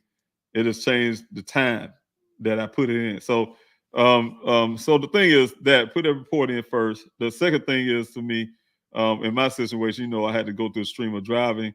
But once you get there, once you put a report in, stay engaged with the officer. That's what I would do.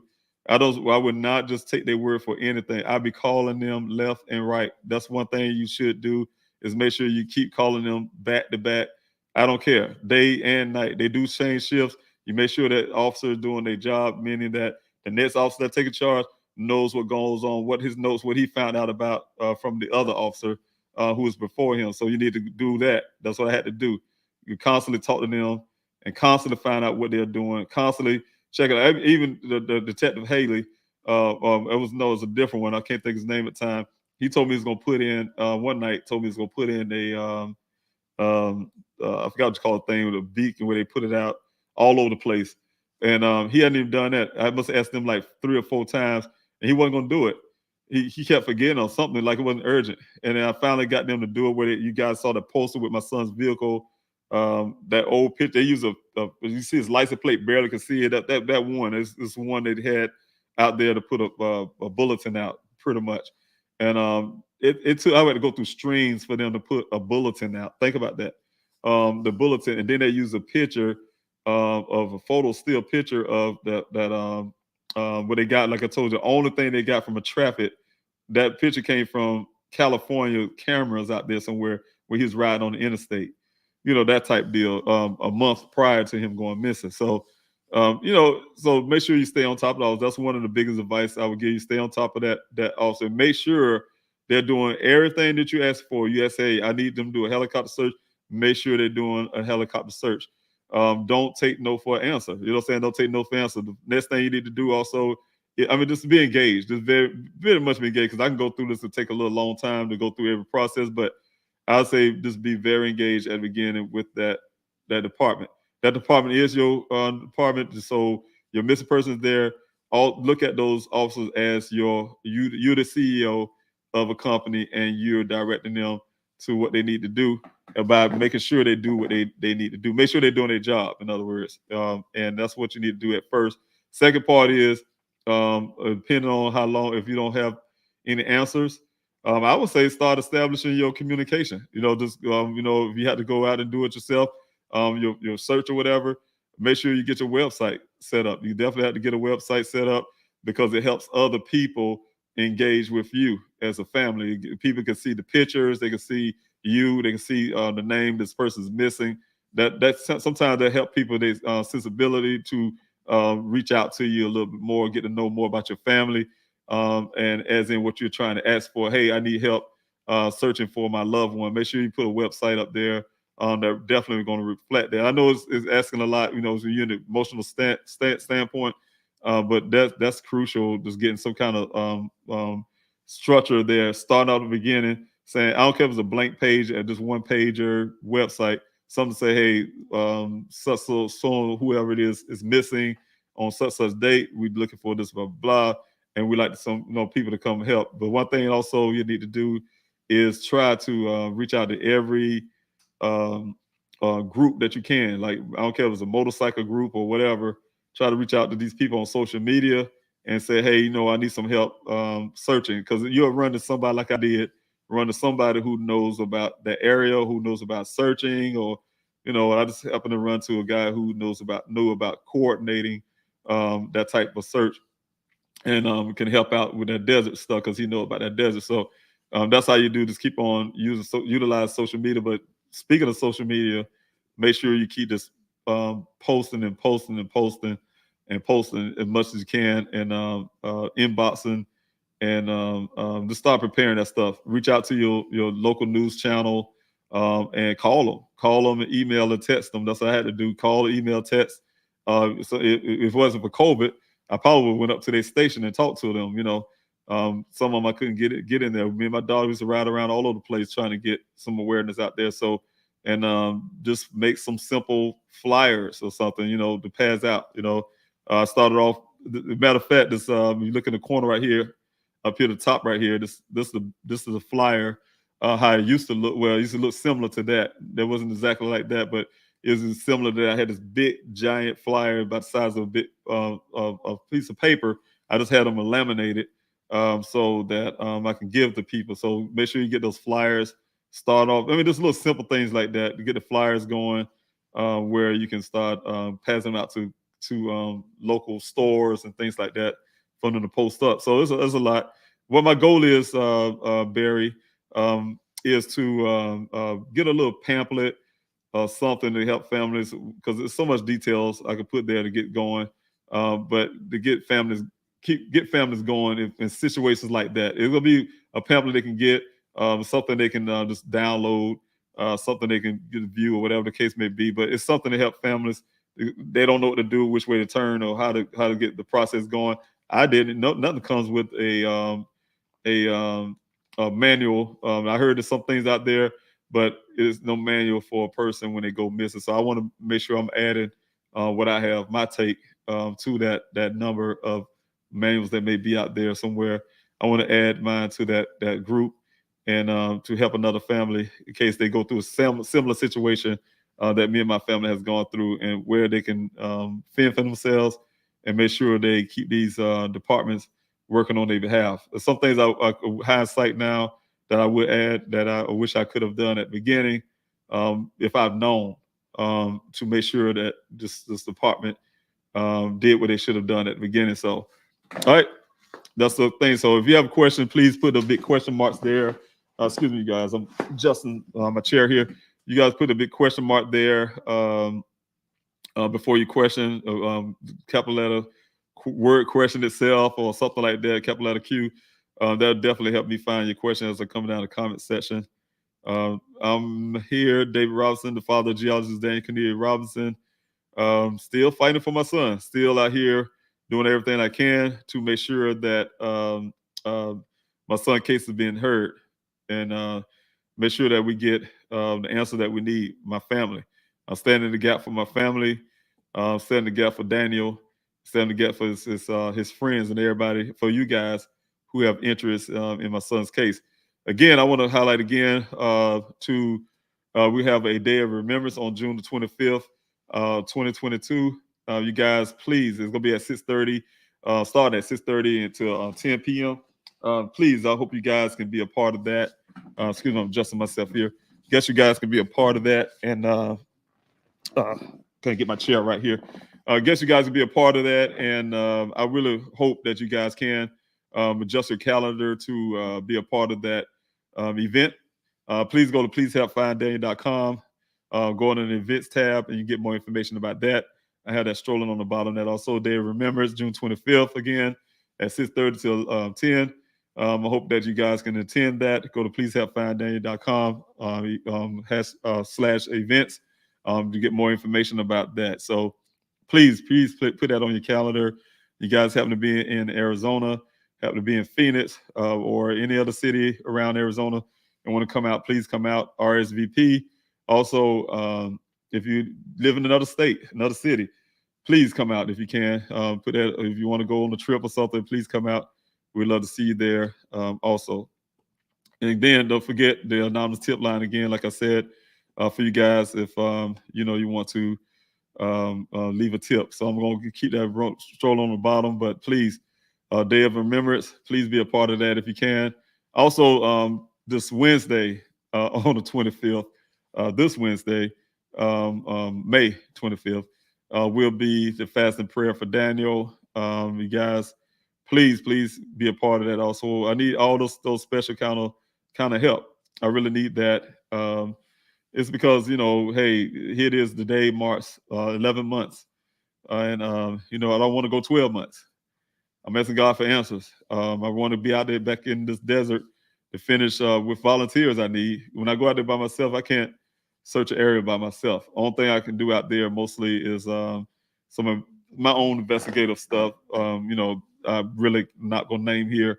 It's the only time I go out there by myself and try to get those things accomplished. So one thing is I do need the volunteers out there again with me. We can do these line searches, get these drones that we need to do those proper searches there.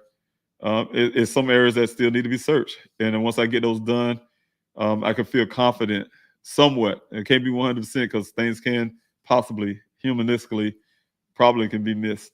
And, but at least the big probability that Daniel's not out there, I can rule most of that out. And then everything else will be more on a deeper, like I say I'm doing now, more of an investigative, like what Buckeye like to use right now, more targeted searches out there for Daniel. So I definitely be able to do that more then. So thank you again, guys. If you be a part of that, I really appreciate that. Don't forget it. Like I say, a day of remembrance for Daniel and for everybody else you guys have, any family members who is missing, especially you. I would love to see you out there, sharing your stories, things like that. This is for you. It's for us. It's for everybody. So I want to make sure that, that reflects all of that. So what we're doing here, the Daniel Robinson Foundation is coming up. Also, Please Help Find Daniel efforts. All that's reflective of what's happening. Daniel is not just, I say it over and over again, sound like a broken record. He's not just my son, but he's an American son. This happens to a lot of families. We go through this. A lot of families go through inaction, non-action from their police department. Some get all the action from the police department. So it depends. It depends. So, all right. Thank you, Barry, for putting that out. Thank you, guys, everyone, for joining today's Q&A. Thank you so much for joining in and being in here this morning. As you can tell, I'm having a little hard time getting myself together here. Just rambling and things like that. Right now, I just got a lot of thoughts in my head. Again, it is 11 months. My son has been missing. It's been 11 months since I last heard my son's voice.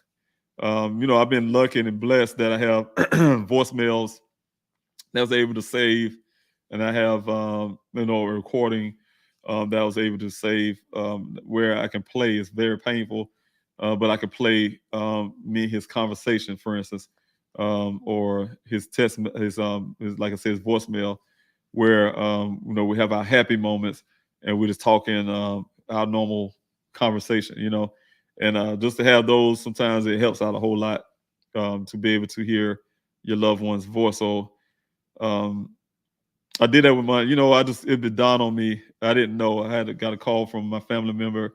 I had an auntie that passed, and not the one that just passed recently that you guys know of, but I had one that passed when my son went missing. And but it was on the same date. It was on the same date. So I didn't find that out until a few days ago, and I was like, wow, that is incredible. It's heartbreaking that that date is one of those days where things like that happen or whatever. 23rd is what I'm speaking of, and she's my auntie. But one thing I was mentioning that is that I had recordings from her when she passed away, where I said her voicemail, and I will say that that's one of the biggest things you can do is always save a voicemail. We have so many voicemails from each other. We take it for granted. We just leave it there. We always erase it, whatever the case may be. But it's always good to save one or something, or your favorite voicemail, because life could change on a dime and you just don't know. And you also want to hear that person's voice again, and then that voice will be there. So that's what I'm saying is happening for me is, it's almost like my son's being reduced down to a voicemail, his voice, on a recording. So that's what we have left as a family. I remember his mother was on the Red Table Talk with Jada Pinkett Smith, and they played.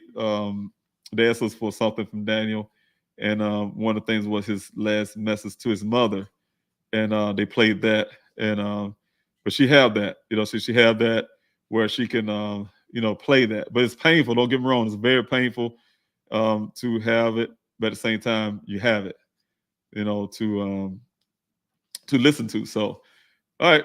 Here, a question here from Ashes to Ashes. Were you able to search any of the surrounding ranches? Yes.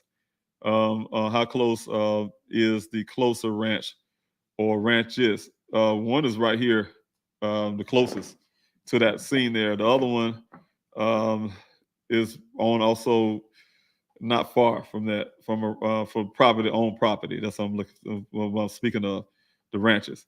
That's several of them out there. I think at least 4 of them in that one square area that people own out there. So they're very close, and we were able to get into these areas to search. I can't say the ranchers haven't given us a hard time.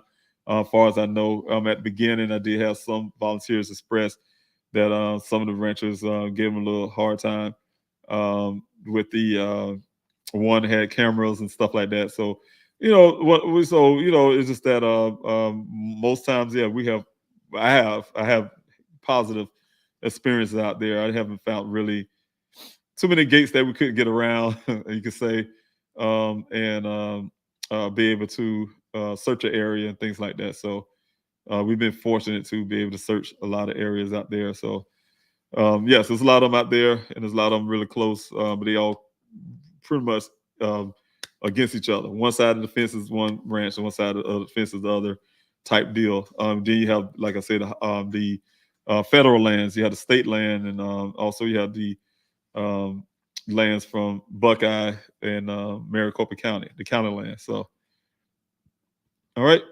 If anybody have any more questions, please put the word question there first, followed by your question. This is a Q&A. I definitely want to answer your questions. If you have any questions there, I'd like to get to them. I do have one from Kathy. Thank you, Kathy, for coming in this morning on this Q&A. The last time that you talked to Daniel, did he sound depressed or anxious? No, he sounded like Daniel. Last conversation I had, me and him talked about life. The last one, which is 2 or 3 days before he went missing. He sounded upbeat, like normal. We had a conversation about his future plans. He had plans to even go hiking that weekend with his sister. Also, like I said, this normal conversation. Me and Daniel talk about his plans to what he want to do abroad. This regular conversation. We also had conversation about the young lady. So it's normal conversation that would happen between my son and his father. So our conversation was it wasn't nothing out of the ordinary. That's what I'm trying to say. It's always been 2 hours long. That is me and Daniel. Matter of fact, the last conversation got cut off by I had a little dog trying to get around. I was back in South Carolina at the time, and the little dog came and disrupted the call and told me, "Hey, I'm gonna call you right back." And I look at those 2 recordings. They split up in an hour. One was an hour, and it's a little over an hour where I had to get off the phone and then call him right back. Probably like 5 minutes later, to call him right back to finish our conversation, which let the rest of it end up lasting for an hour. So still got our 2 hours in. So that's what happens. And I concept, no, but he didn't sound depressed about anything. Matter of fact, he was out doing some things, and he sounded really upbeat.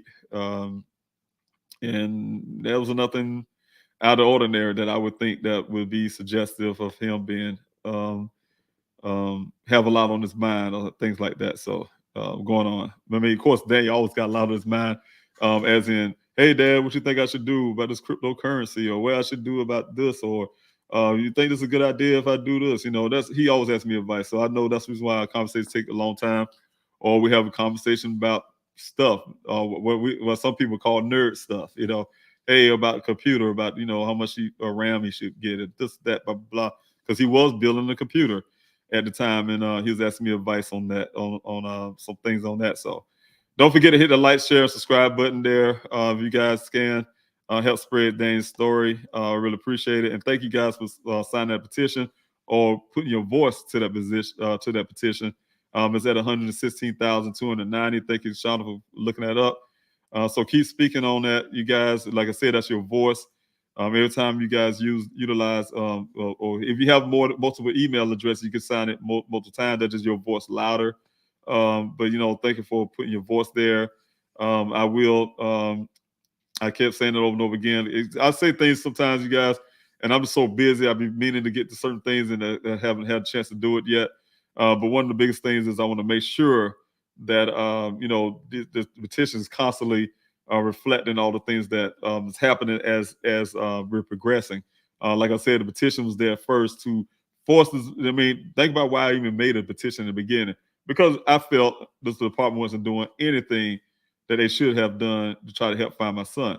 Well, let me get a petition. Maybe I get some people who put a voice there and make this department go look for my son. They told me that they didn't have, when I made this petition, this is at the time when they said they didn't have a case. In other words, they didn't have no leads to follow. No more leads. We had no more leads to follow.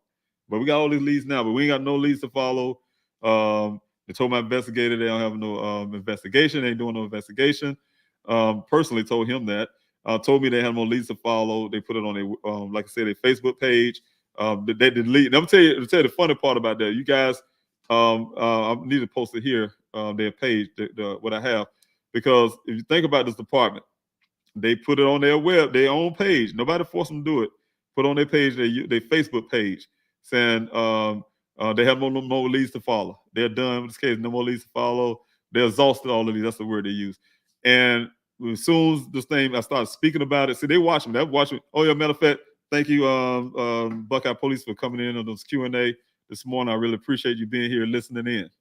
When they come and watch me in the public, they get really they defensive. They're trying to protect themselves, right? And so what they do is they went and delete that. That's right there is telling you right there instantly when somebody's trying to hide something. They know they messed up, so they went and took it off their page. They took that off. I went back to try to get it, and they took it off, right? And luckily, like I said, the local, they don't know, nothing ever really get deleted. Luckily, local friends of mine, news stations, was able to provide me with those things back, right? So what I'm saying is that's what kind of stuff right there. So, that the petition was actually created to make them do something. They wasn't doing anything. I had to go out there and do it for myself. I had to try to do my own investigation. And also because of that, and also trying to do forensic work, trying to collect money to get forensic work fully done on the stuff here. So that's not no good work when a family had to do things on their own. And you telling me you can put something on a piece of paper, and the FBI, when I went to them, saying, well, they gave me a case brief and they doing good. I seen, but they gave you what they want you to see, right? Did anybody really? That's why they do need to have internal affairs there. They need the Justice Department. The Justice Department is in Phoenix. They need to go look at Buckeye Police Department and really scrutinize and see what they're doing. Because you know what, things like that will happen. It will happen. It's only a matter of time.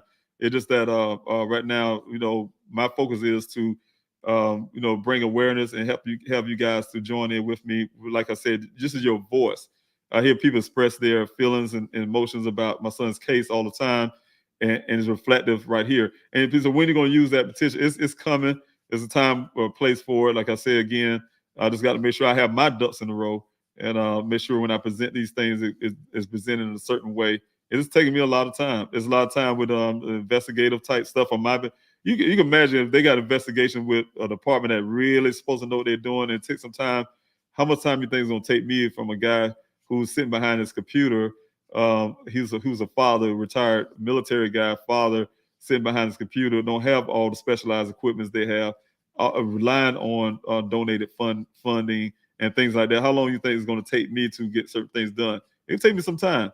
If it take them a lot of time and they got the funding and all that, you can imagine how much it take me too. So I am working on it. Don't think I'm not working on it. I'm very much so working on things. It is taking me some time too. So bear with me, guys. Working hard, but it's sad when I feel like I have to do that because, first of all, they're not giving me no indications. I've been here since June 26th. They're not giving me no indication. They should be blowing my phone up. Should be blowing up. Mr. Robinson, we doing this. We got this done. Blah blah blah. This is what happened right there. Make me shut up. Make me shut up about them. Make me shut up about them not doing anything. Make me shut up by showing me some real action on them finding my son. Like I said, I lost confidence in them. I don't have that confidence in this department that they're going to do anything right. They already damaged enough. I don't have no kind of confidence in this department to really go out and find my son. Here it is 11 months now, and I'm still searching for him, still looking out here for him. And, again, I want you guys to do what Shauna have here. Take a look at Never Seen Again. It's on Paramount Plus. If you guys have Paramount Plus, please look at the episode. It's episode 6, by the way. If you guys are looking for it, you go to Paramount Plus. The show is called Never Seen Again, and you'll see it there on Paramount Plus. Never Seen Again is the name of the show, but episode 6 is Daniel's story. And if you guys go check it out, I really appreciate that. You will hear the interview from Ken, the guy that said he last seen my son at the well site, and gave us this whole story and narrative about how my son disappeared and all this run around, and my son run around in the circle and all kind of stuff. That man said something about this run around in the circle. That's the first time this stuff started coming out. I remember I heard that from my investigator, my former investigator. The crazy part is I didn't hear that from my former investigator until after he left, stopped working for me. But I heard that him saying it. He said it to me and said it to some interview. What this guy said. This guy make up things as he go. That was never in the initial report. My son, he said, "Oh, my son run around." Now all of a sudden, Daniel run around in some kind of circle. He's saying, "Oh, he's moving around in the circle, moving around." I'm like, "Really, guy?" Oh, so now you add some other thing to it. I'm out here telling you guys about how he told me personally. He didn't put this in the report. How he personally, he told officers this either. He stayed left to the tracks to make sure he didn't disturb because he knew that this thing's gonna become big and it's gonna go national, right? But then on that Paramount Plus, he's saying things like about that him sitting there thinking to himself somehow that he need to preserve these tracks, that kind of deal. That goes when he said that further let you guys know he did tell me that he preserving some tracks by staying left to those tracks without disturbing them, right? But he didn't have that in the report. That's the stuff they didn't put in the report because the Buckeye Police Department didn't give a damn about anything I said in the report except for one thing. They lied on me and my daughter and said, yeah, the father said he was in love with a woman that he didn't know. I ain't never said nothing like that. But it's kind of funny. They put what they want to in that report and said that about me, which is a lie. And, when they put a lie in that report, that means all their stuff in their reports, in my opinion, is a lie. And they put a lie there, but they don't want to put the statement I gave to them. And they say, oh, that's what he said. And that was it. And just let it go. That this guy said, changed his story up when I investigated him. And he changed his story up. He gave him the same exact story he told them. Then he started adding that staying left to the tracks and all the stuff.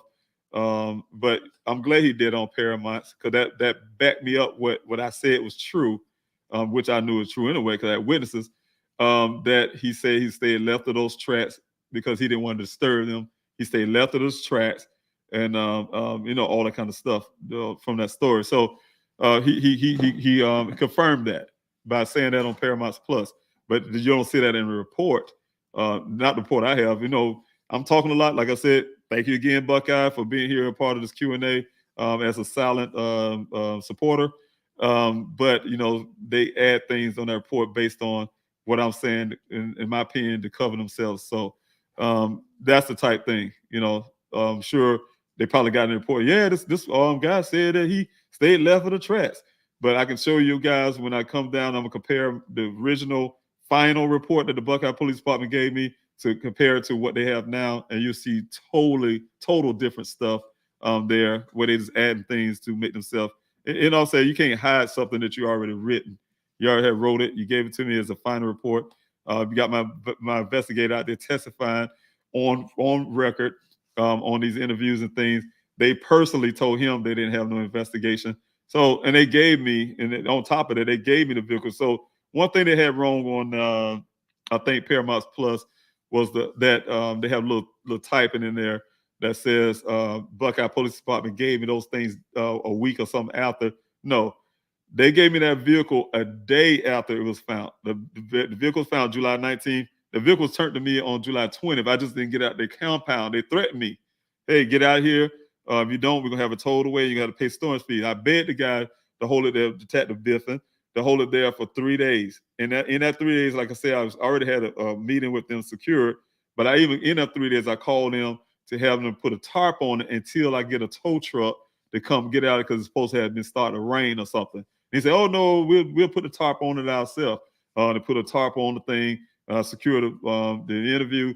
After I secured the meeting with that department, they gave me everything, and from that point, that's when I had my investigator who told me, "Hey, I would go pull it out of that department."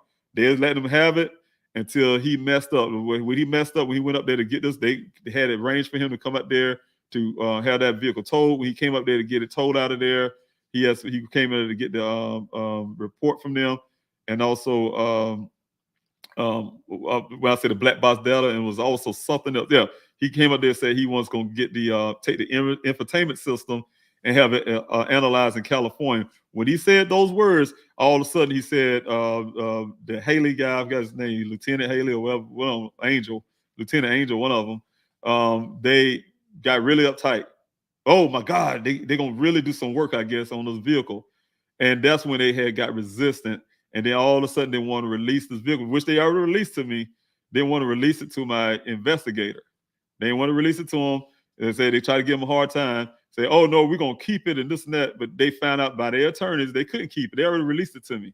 You can't keep it unless I was gonna say, well, y'all can keep it. They know that wasn't gonna happen. I have hired an investigator. They're not going. I'm not going to say, yeah, the Buckeye Police Department can now keep this vehicle after they released it over to me. So what they end up doing, calling me because they had this big fight about it over and back and forth. They called me up there to sign. I had to go up there and sign a little paper to say that they gave it to me. They took it. I came and pick it off their property or whatever the case may be, and that's when I ended up doing that. But the point is that vehicle was given to me verbally by Detective Biffin that day after. He told me I get it, and I was making arrangements to have it pulled out of there, but he gave me 3 days to do so. So that week or whatever, that's the only part that's really if you guys look at the Paramount Plus, that's one thing I looked at that wasn't accurate. That vehicle was already given, everything was given to me right afterward. The vehicle was the day after, and then the clothing was a few days after that. It was never nothing that over a week was given to me later of a week time. It was within days. So the vehicle being found. All right. Just want to make sure you guys know that. Thank you also, team, for being here. I'll be looking forward to talking to you guys after this Q&A. Lifting the Robinson family up in prayer. Thanks so much. Fast and prayer for Daniel, May 25th, a day of remembrance. It is a day of remembrance that's coming up, you guys. Please see it here on the screen here. Day of remembrance on June 25th. You guys can be a part of that. Please mark that on your calendar. Go to pleasehelpfinddaniel.com for information about that. Keep that strolling on the bottom of the screen there, so you guys can have that. But yes, please be a part of it if you can. I really appreciate it. Thank you so much, Rachel, for your comment there. Mr. Robinson, you are a inspiration. Thank you so much for saying that. I pray to find the answers that you find the answer that you need for your son. Thank you for sharing your experience and Dane's story. And thank you, Rachel, for being here on the YouTube, for coming from the YouTube, being a part of this Q&A. I really appreciate your support like that. Your comments like that helps out a whole lot. Like it tells you guys, I do put that public cell phone numbers there. I need those encouragements sometimes. It's hard. It's very hard. Some people may even feel I'm messing up somehow. But I'm gonna tell you something real quick. I'm not perfect at all, by all means. I never did this before. I never had a missing child before. So everything I'm doing is a first time experience.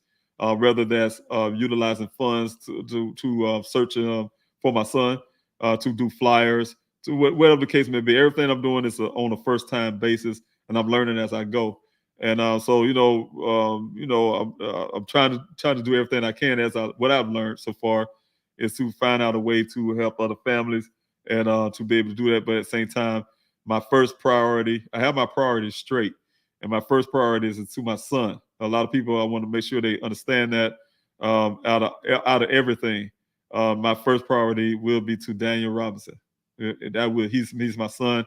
I have to make sure that he get the due respect and he gets the everything he needs. He's a very important person to me, and I have to make sure that that's number one.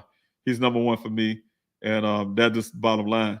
Secondly, like I said, I couldn't be human if I don't hear hearing these stories from these people who's have their family missing. I had one guy recently, his mother went missing.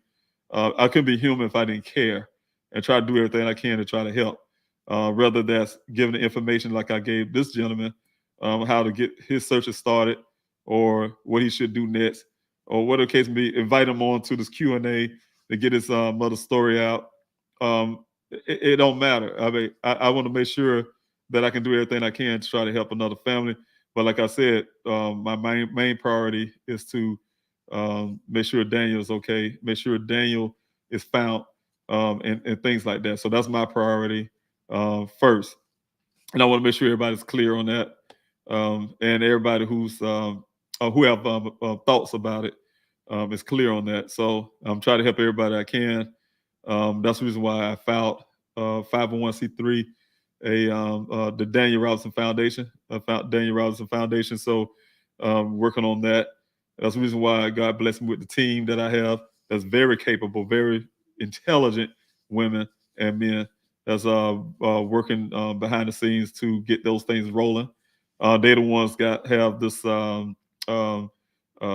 this event that's coming up, Day of Remembrance. So you guys, I'm telling you, it's a lot of work. There's a lot of things we're doing, but it's in tune with what I'm doing. Is finding my son, and then also being able to provide help for other families, and also to be advocates for me. My goal also to be an advocate for families, also to make sure that this laws be changed, where people don't have to wait like I did an extra 3 hours because it wasn't a 12-hour mark. I mean, come on now. That's ridiculous. That's very ridiculous. I don't have to hear those words. The families don't have to hear the words that your person is a grown person and they can disappear if they want to. Like, how you know they want to disappear? Who told you that? We don't want to hear that kind of stuff. Family don't want to hear that. So we want to make sure some of these laws and these, as a matter of fact, I did find out that it's not even a law. It's not even for lack of words, a requirement of these departments. It's something that is due. They say, hey, you need to wait 12 hours before you report a person missing. They don't even have anything in their books or laws that says that. So when they make you do that, why are they doing that? So we need to stop that also, because I found out, I don't think even Buckeye even had that from what I was told, and I really need to deep dive into. They only have that requirement, but they told me that, that's not even I'm trying to think of the word I want to use, and guys probably know what I'm saying. Their protocol, for lack of words. One of the things they use in their department, they don't. It's not even written, anywhere. And so why they told me that, hey, you have to wait till 12 hours before you can report. So I had to sit there and wait 3 extra hours and then call again. That was 3 hours missing, where they could have had a bird in the air, where they could have had search dogs out there looking, flashlight, whatever the case they may do, take it urgently. This guy's been missing since 9 o'clock in the morning, and here it is at night, and nobody heard from him. We need to get out of our behinds and go out there and look for this guy. But no, that didn't happen. That didn't happen at all. They found any kind of ways not to look for your person by hiding behind these none-written laws out there. So we have to sit there and we have to fight against that kind of stuff. But that's what I'm saying. So that's why this petition is very important. that's why people like me is very important. There's many people like myself. I hear other people like the Black and Missing Foundation. They feel the same as that way when I spoke to them about these laws and stuff, making people wait and things like that. So these things need to be changed. We have to do something. So I really appreciate this, Aaron. I just happened to see that. But, we have to do these changes and stop all of this. So, dear Mr. Robinson, thank you so much, Aaron. First of all, dear Mr. Robinson, I'm sending you so much love to help support excuse me, you during this milestone time. It's so hard. There are so many who are with you in spirit, and I really thank you for that, and I really feel that. Aaron, thank you so much for saying that and sharing that with me, because yes, it is hard. And I want you to make sure you guys definitely don't forget about his mother and his siblings. Like I said, I will be saying something to her today because I know it's rough. What I'm saying? She's constantly had to count those days just as much as I do. I'm just being a little more active, as in when I say a little more active in the public. I don't know what she's doing in the background. I can't speak for her. I can speak for myself. And but I do know that she's a mother, and mothers would be crushed right now. Just even think about this. It is 11 months, and she haven't heard anything from her son either. Because I know what I feel like. Like I say again, it's just simple things. You can I'll give anything for Dane to aggravate me right now with something. Yeah, you'll miss the little things. You'll miss the little things, and those times it do. It comes to your mind. It comes to your mind, just little small things. So I don't see any more questions here. I am at my 2-hour mark. Again, I just want to do a quick run through and for everything that definitely we'll be doing this week. So first of all, like I said, it's a day of remembrance. You guys see that reflecting there on the bottom of the screen there, June the 25th. If you guys can be a part of that, please set your calendars to, join in with us. Hopefully we have some live stream and things like that going on. But for now, I hope you guys can please be a part of that. RSVP, go on pleasehelpfinddane.com under events tab, and you get more information for that. I had to do the run through, of course, about the anonymous tip line. If you guys see that scroll on the bottom of the screen, 24 hours, 7 days a week, paid. I'm paying for that service. 24 hours, 7 days a week, live operators that would take your call.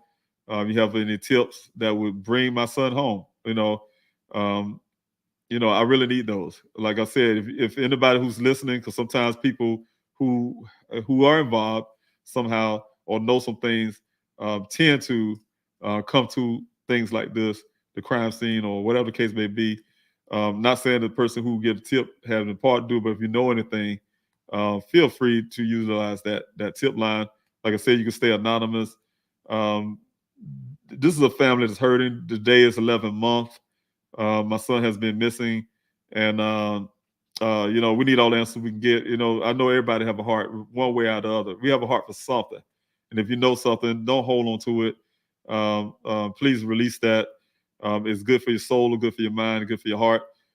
That's what tip lines are for. Some people got in the neighborhood. I know I grew up, again, we say snitches get stitches or whatever the case may be. And I don't believe that. I believe that's the way the criminals and people who do crime don't want to do the time. And they just definitely want to try to hold people hostage in their mind somehow not to say something. Because, the person that had to hold that is the one that had to live with knowing something, don't say something. So, that's the reason why God bless that we have avenues to, you say, hey, God, I want to release this. Yeah, you have a tip. You have a tip line. That's what tip lines are for. That's what anonymous tip lines are for you to be able to release something without somebody knowing. Hey, that's the word anonymous. That's what it means. Hey, your anonymous tip line, nobody know who you are. Nobody would know where you came from. You gave us the answer to what was going on. And the family need that. I need that. So, yeah, I do advocate snitching, if you want to call it that. I advocate giving families answers to end their pain, one way or the other. It comes to a point where family need their pain ended. They need closure. is the word that we use. And we need that. And if you guys have any kind of information like that, please utilize this anonymous tip line or tip line. If you want everybody to know who you are, that's fine. If you don't, you can use that with live operators. They'll keep you anonymous if you like. If you don't want to talk to them again, as I always put down on the bottom there, you can stay anonymous by also texting the word tip to that same number. You ain't got to talk to no operators. You ain't got to talk to nobody. You ain't got to even talk to me. Just put that tip in through the text message and text the word tip to the phone number, the tip line phone number. Text the word tip there, and the form will come up there. You still stay anonymous without even talking to anybody. So you can use that way. If you don't feel comfortable with either way of those, use a burner phone. Go to a little store, buy one of the little track phones or whatever it's called, and do your tip line through that or whatever. You hit the tip line, or you can hit me straight for it with this number that's scrolling on the bottom, the 803-200-7994. I just need to find my son. It's 11 months. I've been doing every effort I can so far, busting my tail, trying to get answers to what happened to my son. Out there in the searches, out there in that 118-degree heat, 120-degree heat in the summer, out there in the cold in the winter with volunteers. We out there working really hard, looking for Daniel. Passing that, going straight out the desert and go home, go to the apartment real quick, try to get a shower or whatever I can, most time I can, and make it to the city distribution out there go out there walking for blocks and blocks, passing out flyers in the parking lots of malls and stuff, trying to bring awareness to my son's case. So I'm not on a vacation for those who think this is a vacation. It's not a vacation. I'm not on a vacation. I'm out looking for my son and doing every effort physically to look for my son. Also working on the computer day and night, finding ways to have things that you guys see now, have a YouTube channel now. All that stuff is efforts to find Daniel. But all I'm asking for that one person who can end all of that is to leave that anonymous tip. If you don't want nobody to know who you are, leave that anonymous tip, something significant that would bring my son back to his family. So one way out of the other. And that's what we asking for as a family, is to bring Daniel back and, allow yourself to have some humanity there that would say, hey, look, you know what? Yeah, I can at least do that. And, give us some answers. Give us the answers of what happened that day that you know about. So that's the reason why I work so hard, busting my behind, working really hard, trying to get that one person to say something. That's the reason why I had the flyer distribution. That's why I reached out to the public and said I want some ambassadors in every city in this country who would say, hey, I will have these flyers passed out, Mr. Robinson. Have these flyers passed out, because I think it's maybe one person don't even watch the Q&As or don't know about what's going on, but they saw something that day, and give them the opportunity to say something, give them an opportunity to leave that anonymous tip. So you guys who's listening right now definitely are helpful in that aspect to do the ambassador program that I'm trying to create. That also would go along with the foundation. So you guys can please if you can help any kind of way in that effort. So go to pleasehelpfinddaniel.com. Other ways you can help. You got all kind of ways that you can help by going there. Hit the other ways you can help tab. Volunteer in other ways. That's right here on the bottom of the screen. On pleasehelpfinddaniel.com. Also, there's a PDF there if you guys want to print your own flyers. I do hope it's not required. It's not a big deal. But to me, I narrowed the flyers look like this thing behind me, for instance, but I narrowed it down to the size of a postcard, and it's for a reason. I think because I remember how big it was and how bulky it was. I wish I had a piece of paper and I had the flyer with me right now. I'll do that every time. But how bulky it was, holding this big flyer, size of paper, laminated. I used to give it to people. People used to take it, but I don't think they'd be walking around the streets with a big flyer in their hand every day. Say, hey, you seen this young man? They'll leave it somewhere because it's too bulky. But something to put in your pocket or in your pocketbook, you can keep with you at all times. And then they have QR code on there for somebody they're showing it to. They can take their phone and get it on their phone. So, all that is thoughtful stuff and planning to try to help other people as they trying to help me. So that's the reason why I did that. But either ultimately, saying just asking you guys if you can, you want to print those flyers out yourself, you can. If you need flyers, you can hit that same number that I had for the tip in comments, and leave your information as you say, hey, look, I want to. Can you send me some flyers? And you can leave me your address. You can hit me on the inboxes of the Twitter, Instagram, or whatever, Facebook, and leave your information there for me to send you the flyer. So a lot of ways you can help on that behalf. So also, I want to make sure you guys do understand special desert operation searches have been temporarily paused until further notice. Thank you all for all the volunteers that have been coming out and had come out in the past. I really appreciate you guys. Like I said, I really love you for everything you do. You're my family. You already know that. But the searches have been paused, not stopped. And I want to make sure I make it clear. I know in the clip that I had before, make it appear that I say, hey, it's been the funding have run dry. I wouldn't necessarily say the funding has ran dry as they would put on the news station. Not literally ran dry. It's not enough to continue the searches in the proper manner, and it's not enough to sustain this whole thing I'm doing here, remaining in Arizona, saving money for the forensics work, and also the network of distribution of the flyers to awareness. And then at the same time, that comes with the billboards and everything else. And having this like this tip line and so on and so on. Some of the other things I just don't name here, but then at the same time trying to sustain a search to keep the volunteers safe and get the right equipment. So it takes a lot of funding. It takes a lot. So I did hear one person come on and say, why do I need those fundings for a search in the desert? And it's simply put, because I'm responsible. Because I'm a responsible man. I'm an ex-military guy, and I'm very responsible. And I know how logistics work, and I know how things you really need to get things operation the correct way. And but still, what I think it was that I forgot where the GoFundMe is right now. Currently, that's been donated generously from the public. That's the same fund. If you take that same amount, the whole I spread it. It's been spread over for now, going on 11 months to date. And but you take that same money and you look at what they did in this one case, and I won't like keep bringing it up, but you guys know who I'm talking about. On one day, they spent that much in one day. Look for these people, and so sometimes people look at it and say, "Man, that's a lot." It is a lot of money, but the department used this money in one day looking for someone.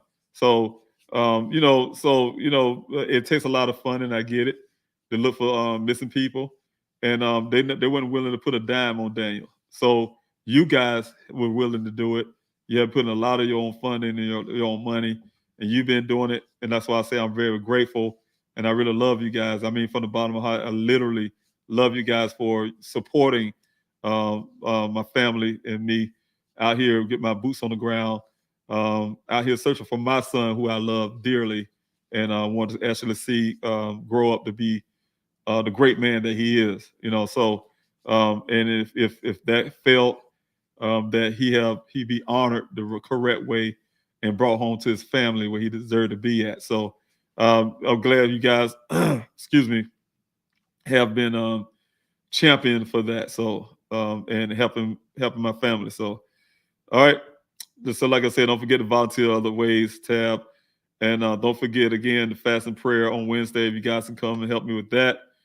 This is the last little bit of rundown. I think I ran out of questions here. Just want to tell you guys, thank you for coming out to this Q&A. Being a part of this Q&A. It's so much to run down. Thank you guys also for subscribing and sharing this YouTube channel and helping it grow to where it's at. So I'm all forever be grateful for that. So thank you so much for doing that. And I think I did, like I said, run out of questions here. I don't see any more as I'm coming down to well, I do have one, and I will put this up again. Question here. Thank you first of all for being here, Jamila. I really appreciate it. Question: what can we do here in Washington D.C. since we are close to FBI building to help? Excuse me. Give me a second here, please. All right. Question: what can we do here in Washington D.C. since we are close to FBI building to help find Daniel? Some of us have been tuning in since it happened. And thank you from Washington. I used to live in Washington D.C. by the way, at one point, but in my life. Thank you for, first of all, for actually your concerns and being part of this family here, searching for my son from DC. And I really, like I said, really grateful for you taking your time to even ask the question. It's a lot of things. Like I said, these flyer distribution is very important. Personally, I did call that office there in the FBI there. That's who I went to after I talked to the local branch here. Well, excuse me, in Phoenix, the local branch in Phoenix, and to my avail for some things that was transpired there. Yes, I did try to go to the main branch there, but I'm still working on that behalf. I think that's some of the things that I have to do personally from my standpoint as being the father of Daniel, or simplest put, the family member when it comes to the FBI, things like that. So petitioning them to be part of my son's case. You guys, when you sign a petition, that helps out a lot. You guys put your voice and your concerns that way. Those things will be turned in collectively by me on behalf of my family and you guys. So as in the FBI there, the building itself, I wouldn't suggest anything other than, like I say, sign a petition. Also to make sure that you're, if you want to, you can get those flyers. I could send some to you. Have somebody already. I think it was, I'm thinking about New York. But send those flyers out to you if you want to. Also, like I said, you can go to pleasehelpfinddaniel.com and see the PDF there. You can create those flyers yourself. Also, you can help, like I say, by coming like you continue to do the fasting and prayer and things like that. So there's different ways you have. Go to other ways you help tab, and those are other ways that you can help this effort. From DC. Hope you can be ambassador if you want to be an ambassador for the flyer distribution, a volunteer ambassador for your city, Washington D.C., and which they should make it a full one. If you want to do it from there and be an ambassador, get these flyers and have them distributed out there, that would help tremendously. But you can do that by texting me or inboxing, or what I'd rather for you all to do is go to pleasehelpfinddaniel.com, help in other ways, volunteer in other ways tab, and once you fill that form out, just put up something in parentheses or something, say, hey, I also want to do be an ambassador. Saying then I can get, because I'm collecting everybody's right now that I have that's interest in it right now, and hopefully can have a Zoom meeting with you and then give you the ins and outs. What's entailed was part of that, and make it so you can make a healthy decision if it's something that you want to really do for this effort, and so that can help it also. That can help also. Well, thank you so much for your question, and thank you like I said, for coming in from Washington D.C. Like I said, I used to live there many years ago, a long time. I was supposed to be going to Howard University there during the time. So, all right. Question here: how could we in the UK, say UK, use the leaflets apart from airports? Could we have people each send a leaflet to someone in your government or Buckeye local government? I really don't know. I don't know how that really works, but I say you want a leaflets, you want to send some information. Well, I really don't know if you saying you want a petition. Is what I'm trying to gather from your question. I really don't know how you'd be able to send those things to these facilities, or if you even should or not. I'm not even sure about it. But definitely, I'm grateful for you being a part, all the way from the UK, first of all, showing your love and your concern and help. I have people all over, like Gizzle K. She's out in the Netherlands. Some people who reached out from Austria, stuff like that. So, just people, just from everywhere, like yourself, has been helping. That don't hurt either. Like I said, if you want to spread the words, you need the flyers. That helps. You know what I'm saying? When I say that, Nikki, even if you're in the UK, I don't know if anybody would have moved to who know about what happened to my son or Dane's story. It's plausible to say they could have traveled abroad or something. You never know. So awareness is awareness. Also, with awareness comes funding. I need all the funding that I can get, to keep everything going. I need constant funding. So hopefully this foundation will help with that also. But I need funding. So, spreading awareness like that helps with that also. So you can help in many ways. That's what I'm saying. So thank you so much for coming all the way from the Netherlands. And thanks so much. All right. So let me see here. I'm trying to see something Rachel wrote here. I'm not sure. I'm trying to read a little bit of Rachel. Becoming volunteer for David's Foundation. I received a President's Volunteer Service Award in 2015 for volunteering 4,000 hours. And I love every second. And thank you, Rachel, for advocating that. I really appreciate it. Yeah, if you guys can hear that volunteer in other ways to help, that helps out towards the foundation as well. We are looking for people eventually for certain things, and we need to know people's skill sets and stuff like that. So when you fill out that form, it helps us with the skill sets, know what you all, people wanting to do and things like that, and the proper place where you can help. So you say you want to help and stuff like that. That'd really be helpful to have those information. All right. Like, subscribe, and share to this channel. I think I'm at the end of this road here. If you guys can please again come back to the fast and prayer for Daniel. If you can put the hashtag up, hashtag fast and prayer for Daniel. Come out Wednesday morning of this next Q&A and support. This fast and prayer. I will be praying for answers to my son. I'm asking God to give me direction to where to look, and I'm looking for Him to bring my son home before this year mark.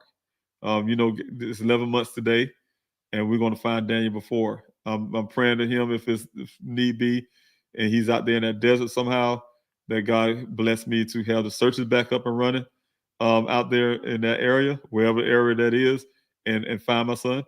If it's not, he's not out in the desert, He lead me as I travel and go places, or you guys, even He bless you guys to run into Daniel or run into a situation where you know where Daniel is, and that kind of stuff where you can help me and my family before this year mark. You know what I'm saying? So that's my prayer.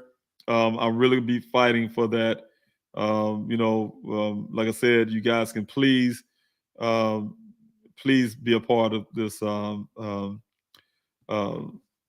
this fast and prayer for Daniel, and that would help. And you say, what's my Cash App? MTGV. It's I wish I could put it up there. It was just saying it probably would throw it off. But if you just go to the Twitter page, there it's a link there. I usually the reason why you guys don't see that so much prevalent on the website or different places, because I was so one thing about me, and it was very hard. And it's some things as a person, when you get thrown into a situation like this, looking for your son, there's things that happens in your life that changes you a whole lot. One of those biggest things for me was asking people for anything. I'm one of the person that never ever had to ask anybody for anything, never had to ask anybody for money. And so to have to put in a position where I had to ask for money and not depending on my own self, it's very hard. So it was hard for me to do a GoFundMe. Thank God for my daughter who introduced that to me, because if we didn't have the GoFundMe, I wouldn't have been able to do all the things I'm doing right now. I would have been in the desert as long as I would have been out there like I'm by myself sometimes, but I would never been able to be able to put together responsibly a group of people to come out there and search with me. I wouldn't have had this flyer distribution stuff going on. I wouldn't have had no billboards on the east side of Phoenix all the way to, I wouldn't have no tip line service. You name it. I wouldn't have none of the stuff going on if you guys wasn't donating. And so it was hard for me to ask. But, as the needs got more and more, I had to ask. You know what I'm saying? It's hard, but, that's the reason why I only had to GoFundMe sitting there. I had people come to me and say, hey, man, you need to do a PayPal. You need to do this, blah, blah, blah. And, a lot of things I worry about when it comes to that. And but it's just that one of those things was like I say, always asking all the time. But you know what? I ask one thing the Bible says that you don't have not because you ask because you don't ask, and you have to ask sometimes. And that's what I'm doing. So you asked me about the Cash App. That just kind of remind me of that. I didn't put that on the website, so you had to look for it. And that's on the place I have it listed is on our Twitter. And Shauna, I knew she was listening, and I'm smiling because I know Shauna. She's listening. One of my moderators and also team members. She put that up there for me right now, and I will show it to you. The Cash App is the $. Please help find Daniel. And if you was to want to donate there, I really appreciate that. I really appreciate that for you putting it up there, MTGV. I really appreciate you for asking that question. All right. Don't forget to fast and prayer again for Daniel. Hashtag fast and prayer for Daniel. Thank you also, Aaron, for putting that up there. Yeah, I'm definitely going to be doing this Wednesday. Please, you guys, if you want to join in, thank you. I really appreciate it for joining in for the fast and prayer. And God bless you. God bless you all. And hope I see you on the next one. I do see some things I was trying to read a little bit as I was going off. I really need to get off right now. It's 2 hours, 32 minutes. And my team always tell me, hey, Dave, you notice your Q&A is getting longer and longer. So I'm a talker. And one of the biggest things is, I'm really grateful for you guys. And that's the reason why sometimes I've been over-expressing things. But thank you so much for being part of this Q&A. And I hope I'll see you again on Wednesday. I'll be here, like I said, ushering in that fast and prayer for Daniel. Pray for me and my family. Today is very hard for us. It's 11 months that my son has been missing. I will be dealing with that all day today. I'll be doing some things in the background that will reflect that. And also we'll be towards finding Daniel and get some answers that my family need. It's causing me to want to work harder. So we're going to be working really hard out the behind the scene. Be looking forward. I'm doing an interview.